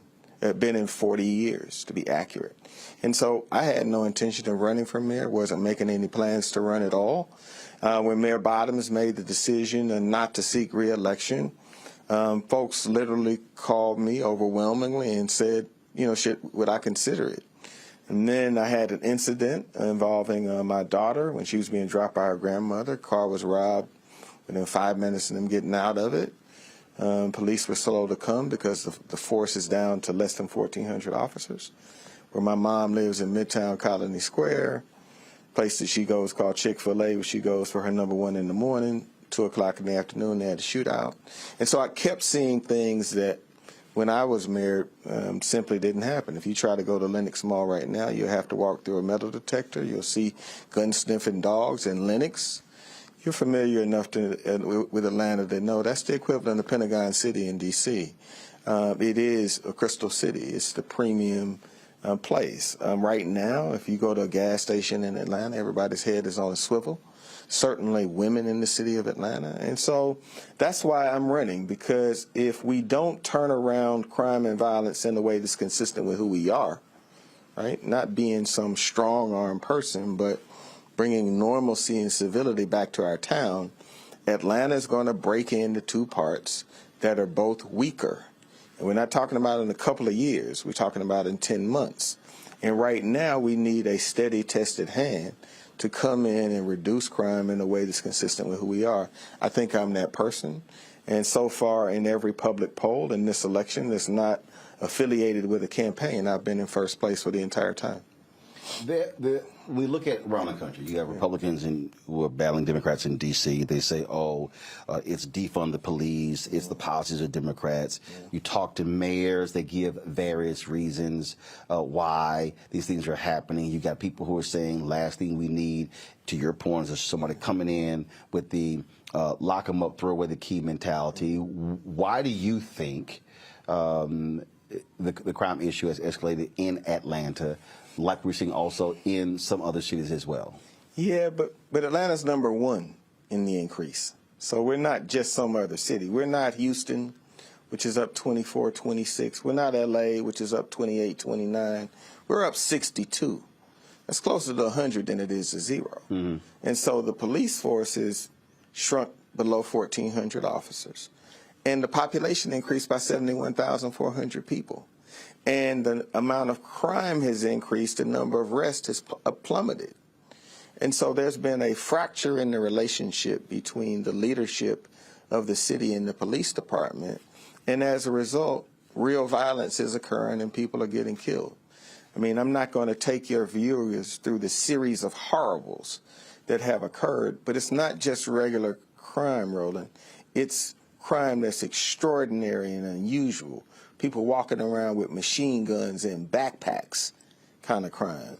A woman running by Piedmont Park, being dragged into the park, having her intestines removed and having her dog's head cut off. So this isn't any regular kind of crime.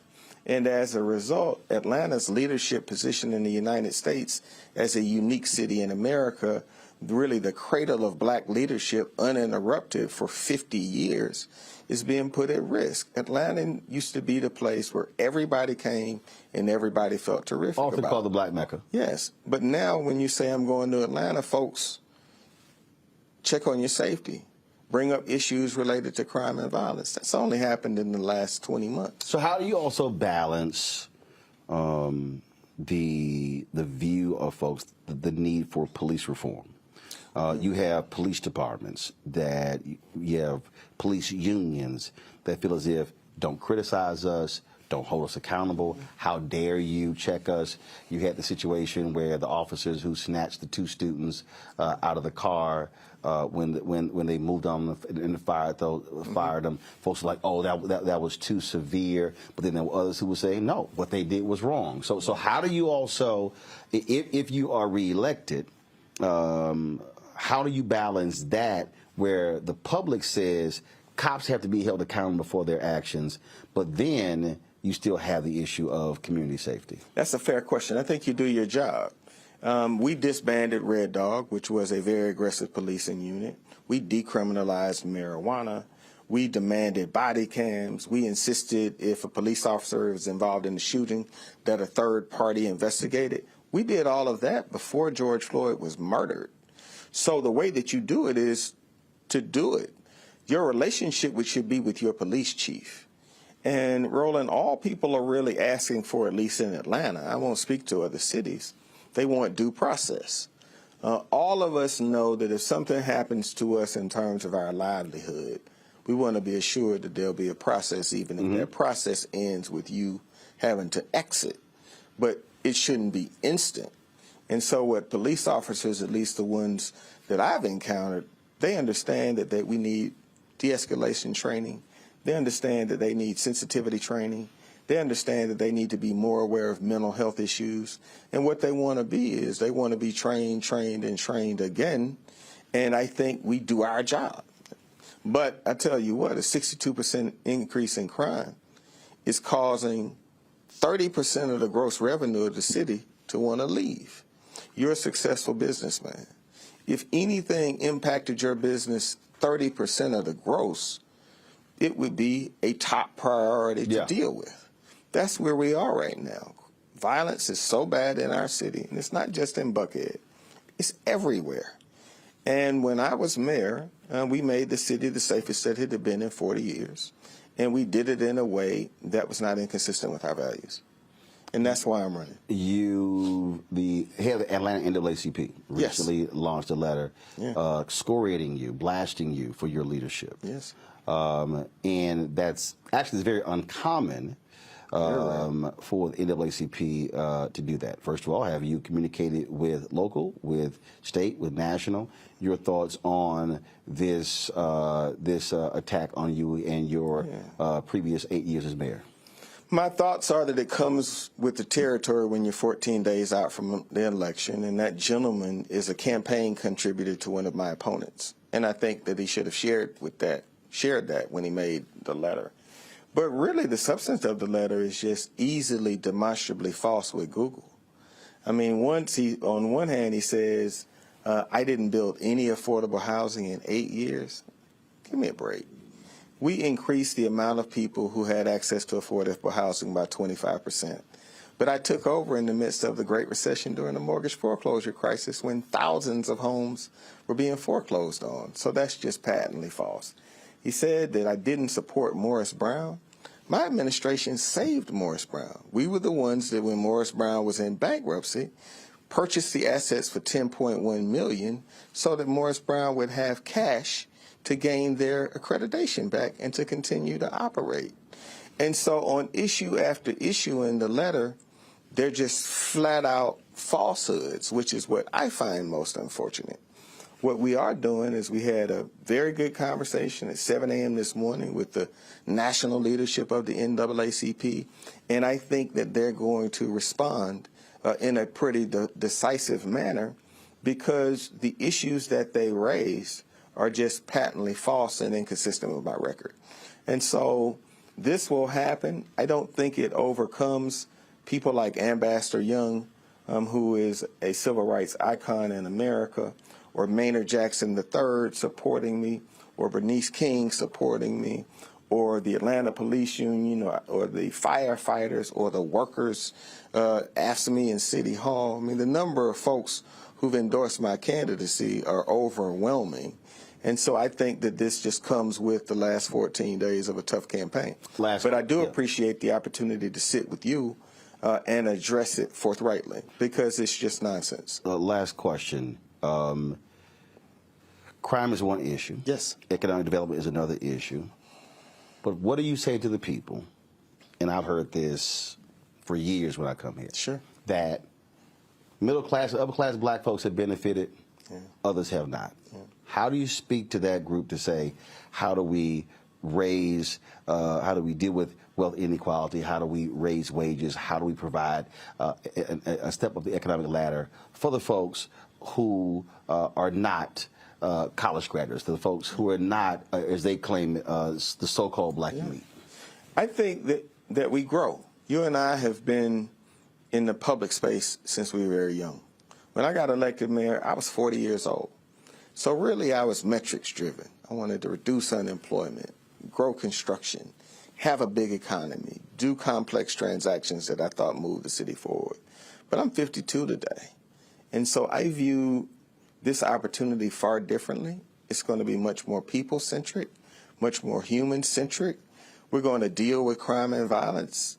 That has to be done because I don't want the city to break apart, because that will crush the budget of the Atlanta public school system. Can you keep Buckhead from splitting apart? I'm highly confident that we'll turn around crime and keep the city as one city.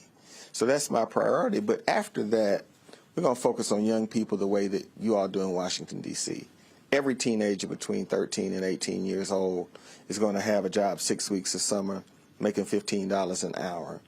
We already raised the minimum wage in municipal government to $15 an hour. We're going to implement baby bonds in the city of Atlanta. So when a child is born in the city, we're going to set aside a pot of money, and when they turn 18, we're going to deliver that to them. We're also going to launch an initiative around a guaranteed income benefit. I don't know if the size will be for 250 families, 550 families, 500 families, or 750 families, but we're going to that space in a dynamic way. And so what we're going to do is we're going to be people-centric. We're going to deal with crime and violence, but we're going to move away from the big projects and shiny things that we did, like building a $1.7 billion stadium or renovating State Farm Arena or the Ponce City Market development or over by the Atlanta Braves Stadium. And we're really just going to focus on building affordable housing that's high quality, using the land that the city owns outright to build it, make it less expensive, and arrange financing for working people to get out of merely having Section 8 vouchers to convert Section 8 vouchers to acquisition of the asset. And we're going to create some real wealth. All right. Well, we'll be talking to some other folks who are running as well. 14 days out. You get you back to the campaign trail, but we appreciate taking time. Oh, man, I appreciate you. And congratulations on all the winning that you're doing. Never doubted it and have been rooting for you the whole time. I appreciate it. Black excellence represented. Appreciate it. All right, folks, that was Kasim Reed. And so there's some other candidates who are running for office. They've reached out to us. We'll be having them on Roland Martin Unfiltered in the very near future. All right, folks, got to go to a break. We come back, our Black and Missing for today and more on today's show on the Black Star Network.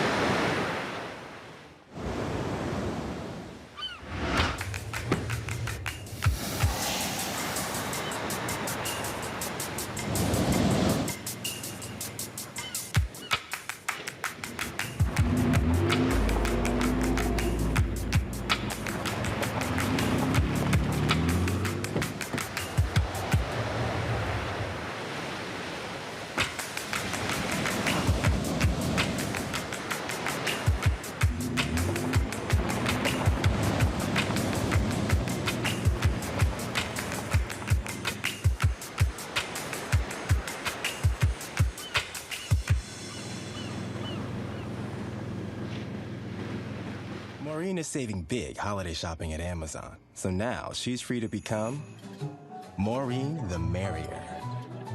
Food is her love language, and she really loves her grandson. Like, really loves.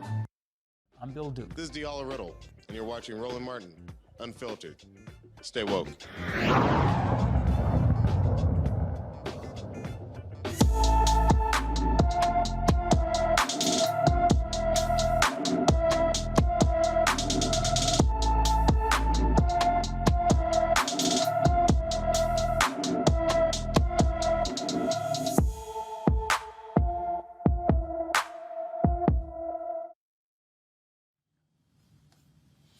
Folks, 13-year-old Terry Washington was last seen on Saturday, October 16th in Las Vegas, Nevada. The 5'8", 100-pound teen was last seen wearing red pants and a T-shirt.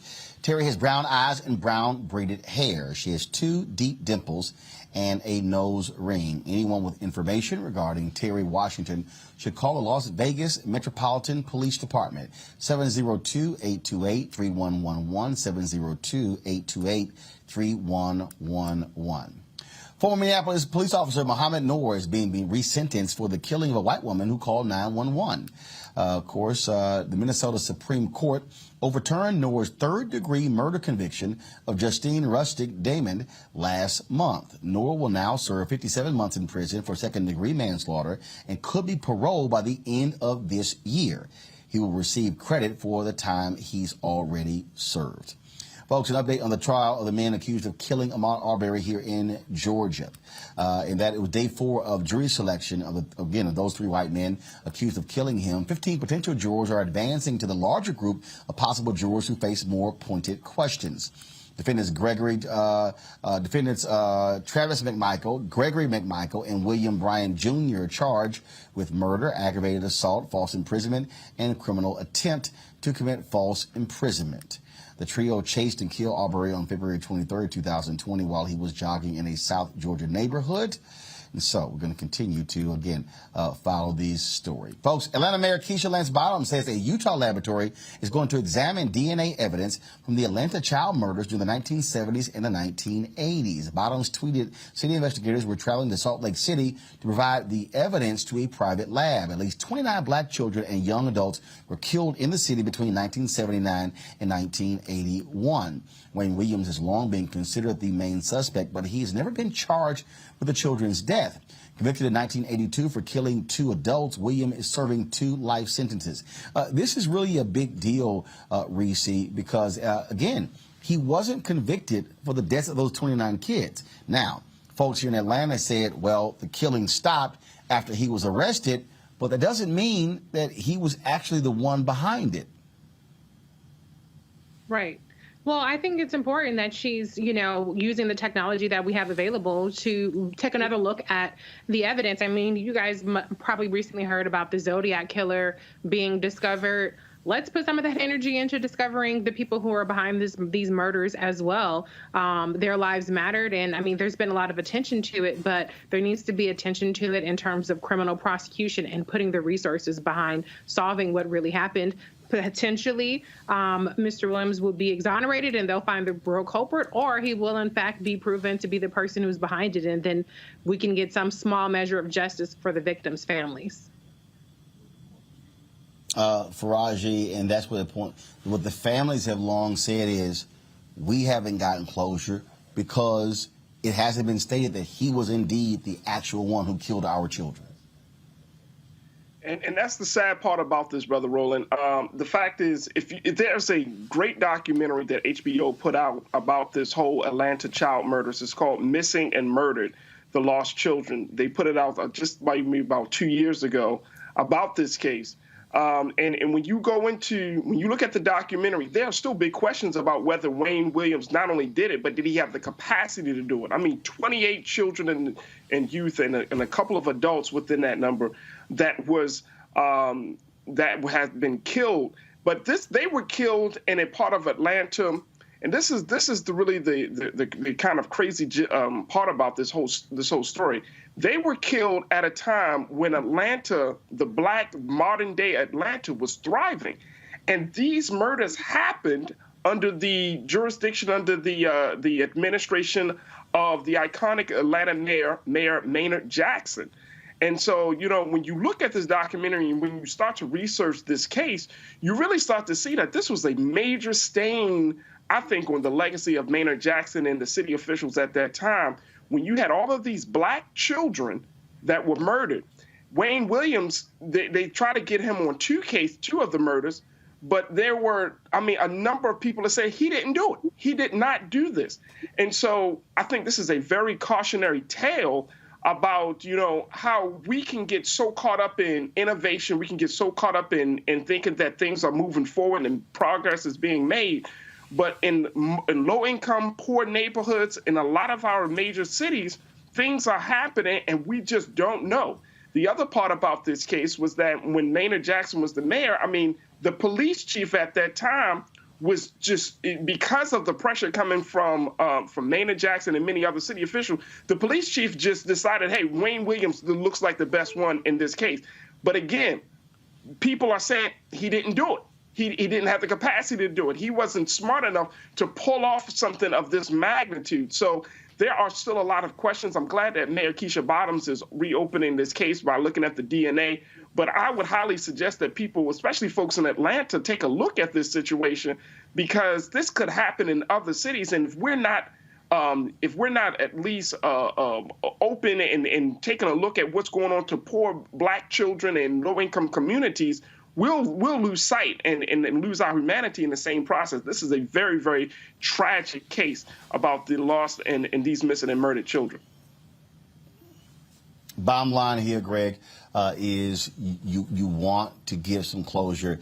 A lot of people who were alive then, I mean, let me tell you something. What happened here in Atlanta scared the hell out of Black parents all across the country. Right. Mm-hmm. It did, Roland. I'll never forget. I was a sophomore, Hillsborough High School, and our civics teacher, Jeannie Scott, who's now retired, and ironically, her granddaughter is now at Howard University, sophomore at Howard. Miss Scott wore the ribbon. We were in Nashville, and those children, you know, somebody, I'll never forget, a white teacher asked her, why are y'all wearing those ribbons? And I heard one of my classmates say, I didn't hear what Miss Scott said to her, but I heard one of our classmates say to another of my classmates, she's concerned about her children. And she was talking about us. Yeah, we all remember that. And Faraj, I'm glad you brought up that HBO special, because one of the major themes in that multi-episode special is class. And this really ties to the interview you did with Kasim Reed.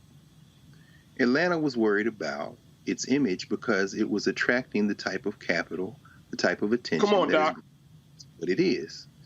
And Buckhead's 80% white, y'all. And white folks want to leave Atlanta. They've always, and all you rappers running out there to the jewelry stores in Buckhead and lacing yourself up just like modern day minstrels. Listen very carefully to what I'm about to say. The critique of Maynard Jackson was that you're more concerned with attracting capital to this city than you are to people whose votes you want, but who don't have two nickels to rub together. Right. That's the critique of Kasim Reed. And the Atlanta child murders pull back the almost impossible geometry of race and class in a city run by Black people, where the ugly specter of how we treat each other when it comes to grabbing the brass ring when is concerned. Those murders haven't been. This isn't just about bringing closure. This is about confronting the fact that unless, as you say, Faraj, unless we all care about each other, none of us are going anywhere. I wouldn't want to be running for the mayor of Atlanta, because those Black people who are poor have been taking ass whipping for decades. And this case is really as much about that as anything else. So we certainly will wait results of that. Folks, today the United States House issued a subpoena for Steve Bannon. He has refused to appear before the January 6th investigative committee. Republicans have been fighting on his behalf. The vote was 211 to 205. 9 Republicans voted with the Democrats to issue that subpoena. Here's Representative Demi Raskin, who just lit up Jim Jordan this week, talking about this very issue, where he laid out why that thug Steve Bannon cannot be allowed to flout United States Congress. Today, Donald Trump said the insurrection took place on November 3rd. No, Mr. Trump, I'm sorry. That's what we call an election in America, an election that was validated by more than 60 federal and state courts, including before 8 judges nominated to the bench by President Trump himself, and all the way up to the United States Supreme Court, all of them rejecting every claim of electoral fraud and corruption that was advanced. One, in this body, because we lived through one. Under the banner of this continuing and deranged big lie, the Stop the Steal movement brought down a violent insurrection against this Congress and an attempted coup against Vice President Mike Pence. They interrupted the counting of electoral college votes for the first time in American history. They caused the worst attack on Congress since the War of 1812, and they injured and wounded more than 140 police officers, Capitol officers, Metropolitan Police Department officers, and others, breaking their noses, breaking their necks, breaking their vertebrae, breaking their arms, breaking their legs, breaking their hearts and their spirits. We are investigating the attack on American democracy because we are Americans. We are investigating the attack on Congress by domestic enemies of our Constitution because we are sworn to do so by our oaths of office. But now, the big lie has become a big cover-up. After being impeached twice by the House, after losing in 61 different courts, after seeing a 57-43 vote against him in the U.S. Senate in the most sweeping bipartisan Senate presidential conviction vote in American history, Trump now tries to get his followers like Steve Bannon not to testify here and not to turn over evidence that they have about this vicious assault on American democracy. In America, when you are subpoenaed to testify in court or in Congress, you show up, period. You can invoke your Fifth Amendment privilege against self-incrimination to specific questions if you think you committed a crime. You can claim executive privilege to specific questions if you think you're President of the United States. But you cannot blow off a subpoena in America. You cannot sit on your couch and defy the people's representatives in Congress. So we must enforce the rule of law here, my colleagues. We must do it. If you act deliberately, with sneering, cavalier contempt for the American people and their representatives, we will hold you in contempt. We will get to the truth of the violent assault on America. I yield back. What we're dealing with here, Reese, is real simple. Thugs willing to defend Donald Trump. And yes, this Congress and the DOJ must use every power they have to hold these thugs accountable. And they won't. Wake me when he is convicted of contempt or he's in jail. Not going to happen. So, you know, Bannon and just like all Republicans know, they play chicken with the justice system because they know that the justice system is set up for them to succeed. The law doesn't apply to them the same way that it applies to everybody else. And so he's putting his bets into the fact that either A, Merrick Garland won't do a damn thing, or B, he could win in the courts with the 200 judges that President Trump, I don't like calling him president, but let's say former President Trump, has stacked the courts with it and might go all the way up to the Supreme Court, which he probably feels might be favorable to him. And so all he has to do is run out the clock on this and just bank on the fact that Democrats will move on to another topic and drop it. And he's probably pretty safe in betting that. I'm not saying that as a mark against the Democrats. I'm just saying, look at the history of the United States of America. None of these folks, these Republicans, these co-conspirators of Donald Trump are walking around shaking in their boots. None of them are. He's already been pardoned by Trump. He doesn't have another pardon coming his way. But he knows the way that the system works. Look at how long it took for Paul Manafort to go through what he went through. Same thing with Roger Stone and the other band of thugs and criminals that got away with everything. And so he doesn't have any fear. Why should he? He's a white man. He's wealthy. And worst case scenario, he flees the country for a year. So I don't think that's going to happen. That's an extreme situation. Yeah. So he's not worried about it. Democrats, Faraji, very simple. Democrats don't want to be as ruthless as the GOP, hold these folks accountable. They want to play footsie. Fine, you want to hold a hearing? No, I'm serious. Throw all these punk asses in jail. Every single one of them. I'm trying to figure out, Roland, Reese, and Dr. Carr, what's taking them so long? I mean, we've been talking about this quote-unquote assault on the seat of democracy for months now. And, I mean, yes, there have been a number of arrests that have been made. Folks have been questioned, but I'm talking about getting to the nitty-gritty. The fact that former President Donald Trump even blocked the House committee to look at the records of what happened on January 6th. I'm talking about his personal records that he's suing them and trying to stop them from doing that. That is an admission of guilt to me. And it shows that if we don't bring the hammer on this situation, this joker is going to run. He's already said it. He's planning to run in 2024. How is that going to happen? How do you do that? How do you get into a situation? You rile up your supporters.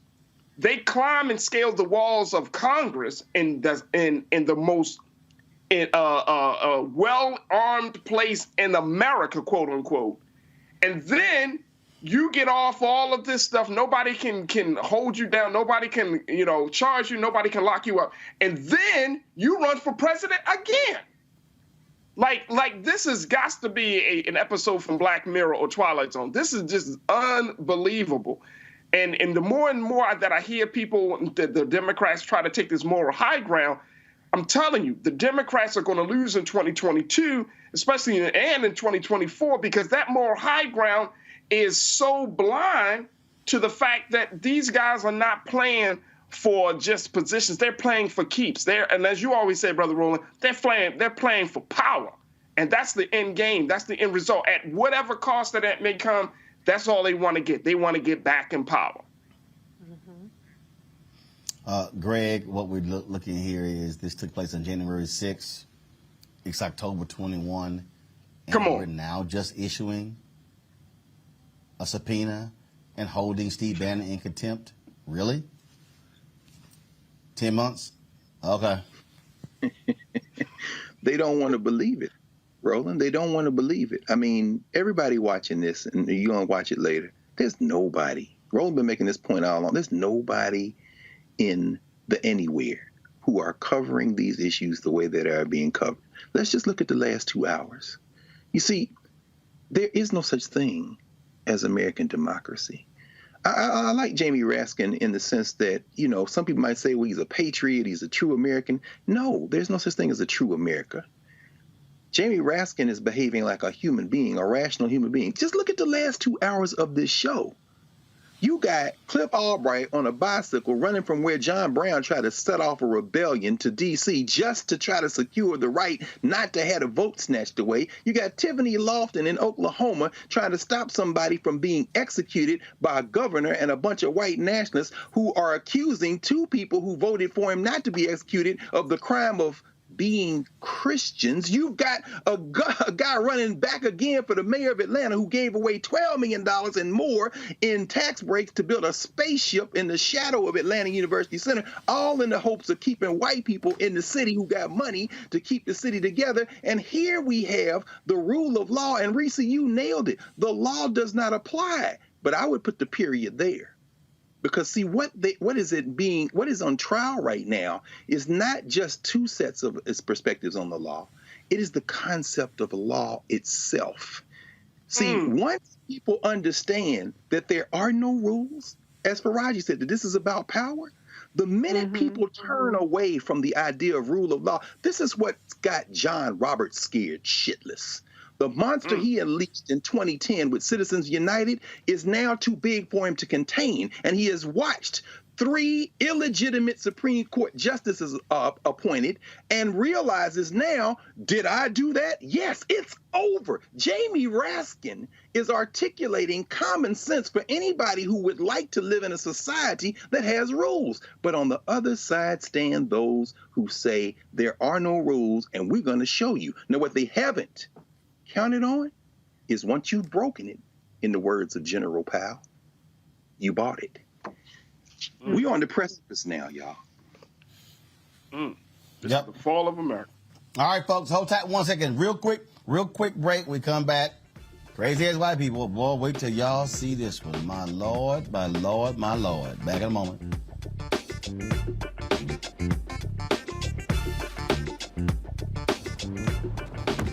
Oh, that spin class was brutal. Well, you can try using the Buick's massaging seat. Ooh, yeah, that's nice. Can I use Apple CarPlay to put some music on? Sure. It's wireless. Pick something we all like. Okay, hold on. What's your Buick's Wi-Fi password? Buick Envision 2021. Oh, you should pick something stronger. That's really predictable. That's a really tight spot. Don't worry. I used to hate parallel parking. Me too. Hey. Really outdid yourself. Yes, we did. The all-new Buick Envision, an SUV built around you, all of you. Betty is saving big holiday shopping at Amazon. So now, she's free to become Bear Hug Betty. Settle in, kids. You'll be there a while. Ooh, where you going? Hey, yo, Peace World, what's going on? It's the Love King of R&B, Raheem Devon. Hey, I'm Cupid, the maker of the Cupid Shuffle and the Wham Dance. What's going on? This is Tobias Trevelyan. And if you're ready, you are listening to and you are watching Roland Martin Unfiltered. Girl, no charcoal girls are allowed. I'm white. I got you, girl. Illegally selling water without a permit On my property. Whoa! Hey! You don't live here. I'm uncomfortable.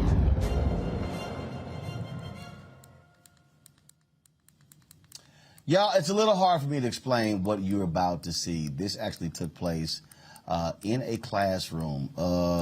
This was a teacher. You know what? I'm just not even just going to even just play the video. Hawks. Is that right? Hey. So got to what? So got to what? So got to what? So got to what? So got to what? So got to what?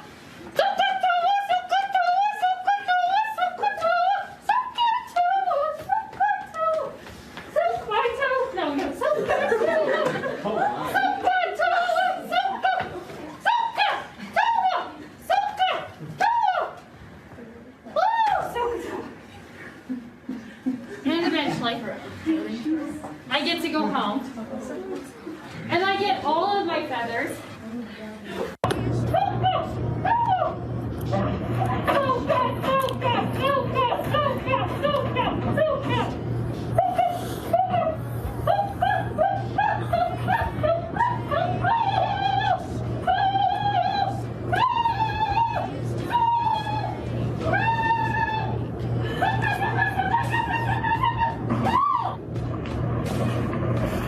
Water bonus. Again, I ask you. Please tell me the secret Indian camp. Please. And then I hear. Because obviously this is ridiculous.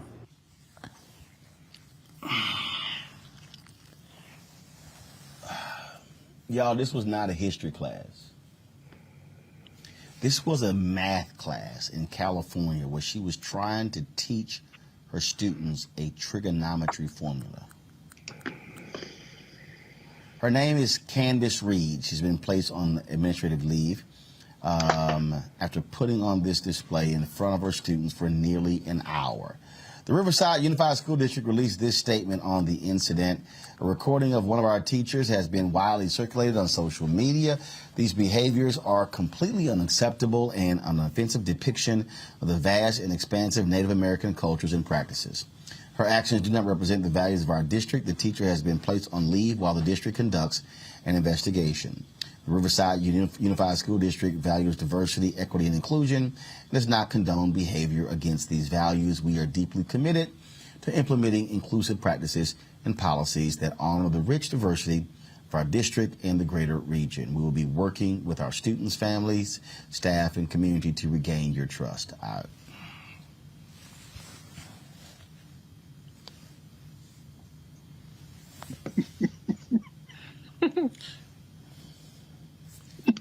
Any one of y'all will just go ahead and. Well, I have to ask, is it crack?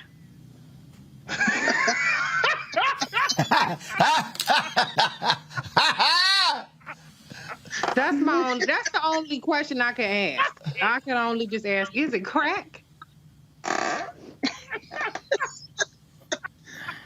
Lord have mercy. Now that's that Cali Kush right there, Reese. That was some. Oh. Don't do that, because I went to school in California and I got an A in trigonometry and calculus and geometry, and wasn't nobody doing that. I don't know if she went to the Elizabeth Warren tribe of teaching math or what, but that ain't no California thing. I don't know what she was on. I have to say, is it crack? That's the only explanation I have. I mean, crack, math, skills, what? Some. I'm trying to understand, how does that apply to trigonometry? And y'all, she did it for an hour. An hour? That's the part. That's the part. She did it for an hour. Like, read the room, lady. Your students were embarrassed for you. And whoever took the video, like what? I mean, for an hour? How long is class? How long is class? I thought classes, Dr. Carr, I mean, please, you're an educator. How long is the average class in high schools these days? That's a good question. Well, in the modified block, it could be 90 minutes. In modified block, it could be a half.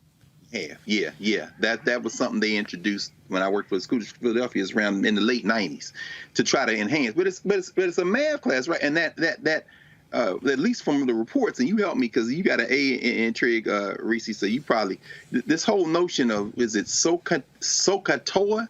Is some kind of mnemonic device? Yeah, for sine, cosine, and tangent. I didn't need all that to learn trigonometry. I don't know what she was doing. SOHCAHTOA, I don't remember all that. I remember, please, what is it? PEMDAS, please ask my dear Aunt Sally. That's what I remember. It wasn't no feathers and chanting and dancing around going on with all that. Okay. Well, no, the reason I asked look, let me tell you something. No, Greg, go ahead. No, I was going to say was California is a multinational state anyway. And, remember Ice Cube and No Vaseline when he was roasting Dre and them and NWA? He's a yelling Compton, but you moved to Riverside. Riverside is like 5% black. You understand? Yeah. And so, and you got a high school of a couple of thousand students. She had her mask on. So what worse might be that she might be in the category of the liberal whites. In other words, she's so out of touch that she can't even get why she did what she did was wrong, because it ain't like there's a whole bunch of black people out there. But in all seriousness, though, like, I just I'm saying minorities. That's literally though. Go ahead, Reese. That's literally white violence. Like, it's so completely appalling. If there was a Native American student in the classroom, to turn it into just make a complete mockery of it. It was. Oh, okay, yeah, because I thought I read that a Native American student was like really like, okay, at this point, this is like violence against me and my identity, the way that she is making a complete mockery of it. So although I joked and said, is it crap? This is literally what happens, and the way that our different, beings are diminished in a way for entertainment value, as a shtick, as minstrelsy. It's so ridiculous and offensive, and it's unnecessary. It's unnecessary because you don't need to do all that to get people to remember trigonometry. Well, I'm tell you right now, I still don't know what the hell they were talking about trigonometry, and I can guarantee you, if I had a teacher did that, I wouldn't have learned a damn thing. And I just I told them, I said, first of all, I couldn't stand trigonometry, geometry, or algebra, and I told all my teachers, I says, look, I ain't gonna use none of this. I said, so I just want to let y'all know. So I said, I don't know what the hell Pythagoras theorem gonna do. I said, all I do know is I know how to count money, and I can make money. So I'm just letting y'all. I'm just letting y'all know. I did. Y'all think I'm lying? Y'all look, man. When I was in, hey, you don't understand. I communicated my way to a passing grade in algebra in college because I ain't know what the hell they were talking about. So I just did it. it didn't register at all with me. Because, look, college wasn't nothing about getting a sheet of paper any damn way, okay? So I know, you know, when I spoke at Stanford, that a professor got mad at me, and they were like, oh, no, it's about the experience. I was like, damn that. I said I was at college to get a sheet of paper. Now, you know, and look, I got great respect for professors and the work that they do, but I wasn't trying to sit here and go through all. See, she would have got straight cussed out if I was sitting in that class. She would have got cussed out. But it just did. She would have got, I'm just letting y'all know, hashtag team whip that ass would have showed up to school that day. And then that would have been a problem. But that would have been a problem. Because I'm just, you know, and I'm telling, because, see, I don't know about y'all. See, y'all probably, see, Greg, what was your grade point average in college? You probably had about a 3.99. Yeah, but I had a 2.5 come out of high school. I ain't get serious about it if it hadn't been for open admissions, I wouldn't be sitting here, brother. See, wow. See, we flipped mine. We flipped mine. I had a 3.2 coming out of high school. Left college with 2.0 because I wasn't trying to go. No, here's why. I wasn't trying to spend. I was not trying to expend an additional amount of energy on the classes in college. I'm gonna leave y'all with this one. I'm not lying. It's 100% true story. It was an English class, and they had all these damn, you know, reading 100 pages. It was a Tuesday, Thursday class, which I think was like 8:15 to 9:45. And I would routinely get to that class about 20, 30 minutes late. And so we took a test, and so the professor, he said, I need to speak to you after the class. And so he then proceeded to rail against me, telling me he didn't appreciate me coming to class late. He didn't like the fact I didn't apply myself to the assignments. And I said, man, are you done? And he said, yeah. I said, man, let me be clear. I don't give a damn about this class. I said, I want to let you know right now. I said, I need you to understand, man. I said, I had job offers when I was a freshman in high school, a freshman in college. I said, I went to a communications high school. This is what I'm going to do. I said, so the reading assignments you have, I can do this stuff when I graduate from college, okay? I said, man, I'm here to get me a sheet of paper. I said, a straight sheet of paper, okay? I said, ain't nobody going to ask me about no damn transcript, about no grades, no nothing when I get out of here. I said, so let me be clear with you. I don't need no A. I don't need no B. I don't need no C. Hell, all I need is a D. I said, if I got a choice between your class and then working at the newspaper and refining my craft, I'm going to skip your 100 pages and work at the newspaper. Man, he was so hot as hell with me. Yeah, I made a D in that class. Saw him the next semester, gave him the head nod. And you know what? His ass is probably looking at me right now, and I just want his ass to know. All them stories you wanted me to read, I done read other books beyond that. And guess what? I'm in the NABJ Hall of Fame, the Texas A&M Journalism Ring of Honor, got 4 NAACP Image Awards, got more than 40 other professional awards. And I said, and you know what? On my way to become a millionaire. So guess what? I ain't need to read them damn stories. So it sounds like I made a good decision. No question. Well, can I say, apparently I'm the only math person here. So I'll speak for the math. Go ahead. No. You ain't the only math person. We know how to count money. That's math. Y'all know how to count money. I stand corrected. But you go ahead and talk about all them useless. You go ahead and talk about all them useless ass formulas we don't use. Wow. Okay, a lot of the formulas are useless. Okay, be clear about that. But I will say I got straight A's in all my math classes. I got an A in calculus and calculus 1 and calculus 2 at UCLA. I have a degree in business economics, a minor in accounting, and an MBA in finance. So as a math person, in addition to money-making math person, you don't need to do a damn fake Native American chant to get your point across, and especially not for no hour. That's called having a mental breakdown in class, not teaching. Okay? Yeah, no question. She didn't have a lesson plan. That's for that a whole day. That's a whole bunch of extra ass degrees. I mean, you can go ahead. I'm just look. One is fine. We ain't trying to go back and get all them extra papers because I got shit to do. All right, y'all. It's been real.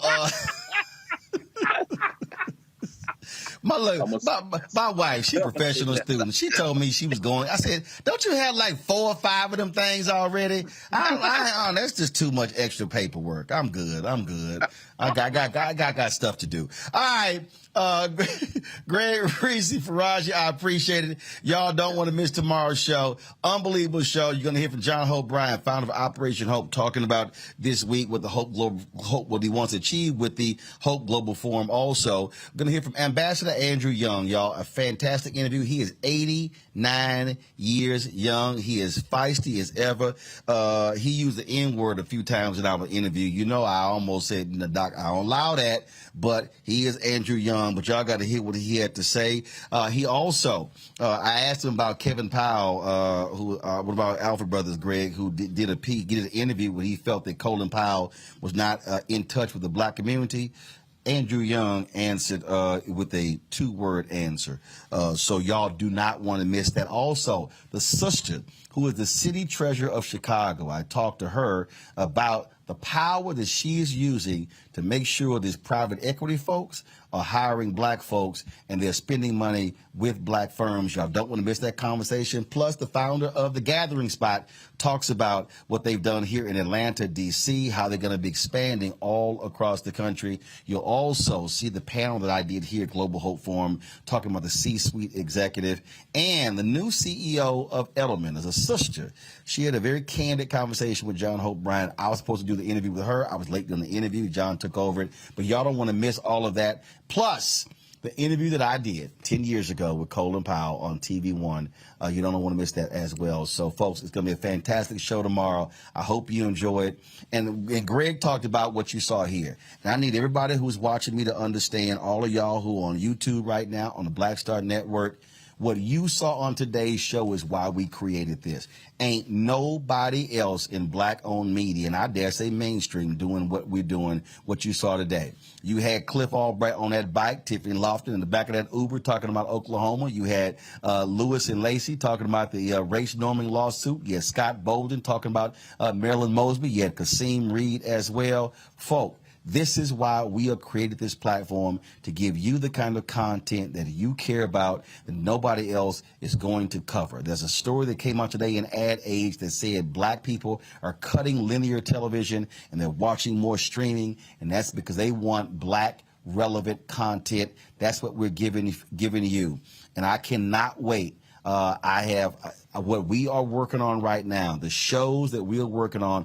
I just want you to know that there are 10 other shows. Listen to me clearly. There are 10 other shows that we are working on that we're going to be launching between now and the end of 2022 on the Black Star Network. That's going to blow you away. That's why your support is so vital. That's why we have been so aggressive in going after the advertising. That's why I appreciate when you see these ads running from Buick and Nissan and Amazon. We'll soon be starting with Verizon, because we are giving folks the content that you're not even seeing on some of these black targeted networks out here as well. So please, we want you to download the app. We want to hit 50,000 downloads by December 31st of the Black Star Network app. It's on all available platforms, so please support us. And you also, of course, can support us with our Bring the Funk fan club, because your resources allow us to do what we do. And that's Cash App, $RM Unfiltered. PayPal is R Martin Unfiltered. Venmo is RM Unfiltered. Zelle is Roland at RolandSMartin.com. So I want to thank all of you for watching, our crew back there in Washington, D.C. It's been a crazy, busy week here. And so Henry is over here doing what he do. Anthony's here as well, Anton as well. So we've been having a great time here, giving you some great content. You don't want to miss tomorrow's show, because we were the only black-owned media outlet on the scene covering this critically important forum. That's why, folks, we do what we do. We keep it real, we keep it unfiltered, we keep it black, and we're unapologetic in doing so. I'll see y'all tomorrow. Holla!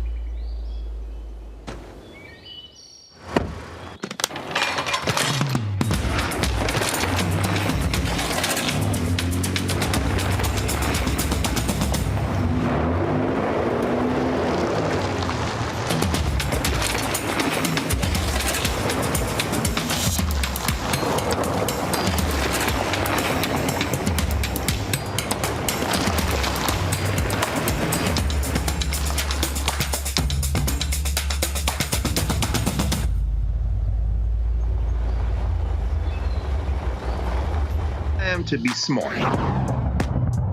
Roland Martin's doing this every day. Oh, no punches! Thank you, Roland Martin, for always giving voice to the issues. Look for Roland Martin in the whirlwind, to quote Marcus Garvey again. The video looks phenomenal, so I'm really excited to see it on my big screen. Support this man, Black Media. He makes sure that our stories are told. See, this difference between Black Star Network and Black-owned media and something like CNN. I got to defer to the brilliance of Dr. Carr and to the brilliance of the Black Star Network. I am rolling with Roland all the way. Honored to be on a show that you own. A black man owns the show. Folks, Black Star Network is here. I'm real revolutionary right now.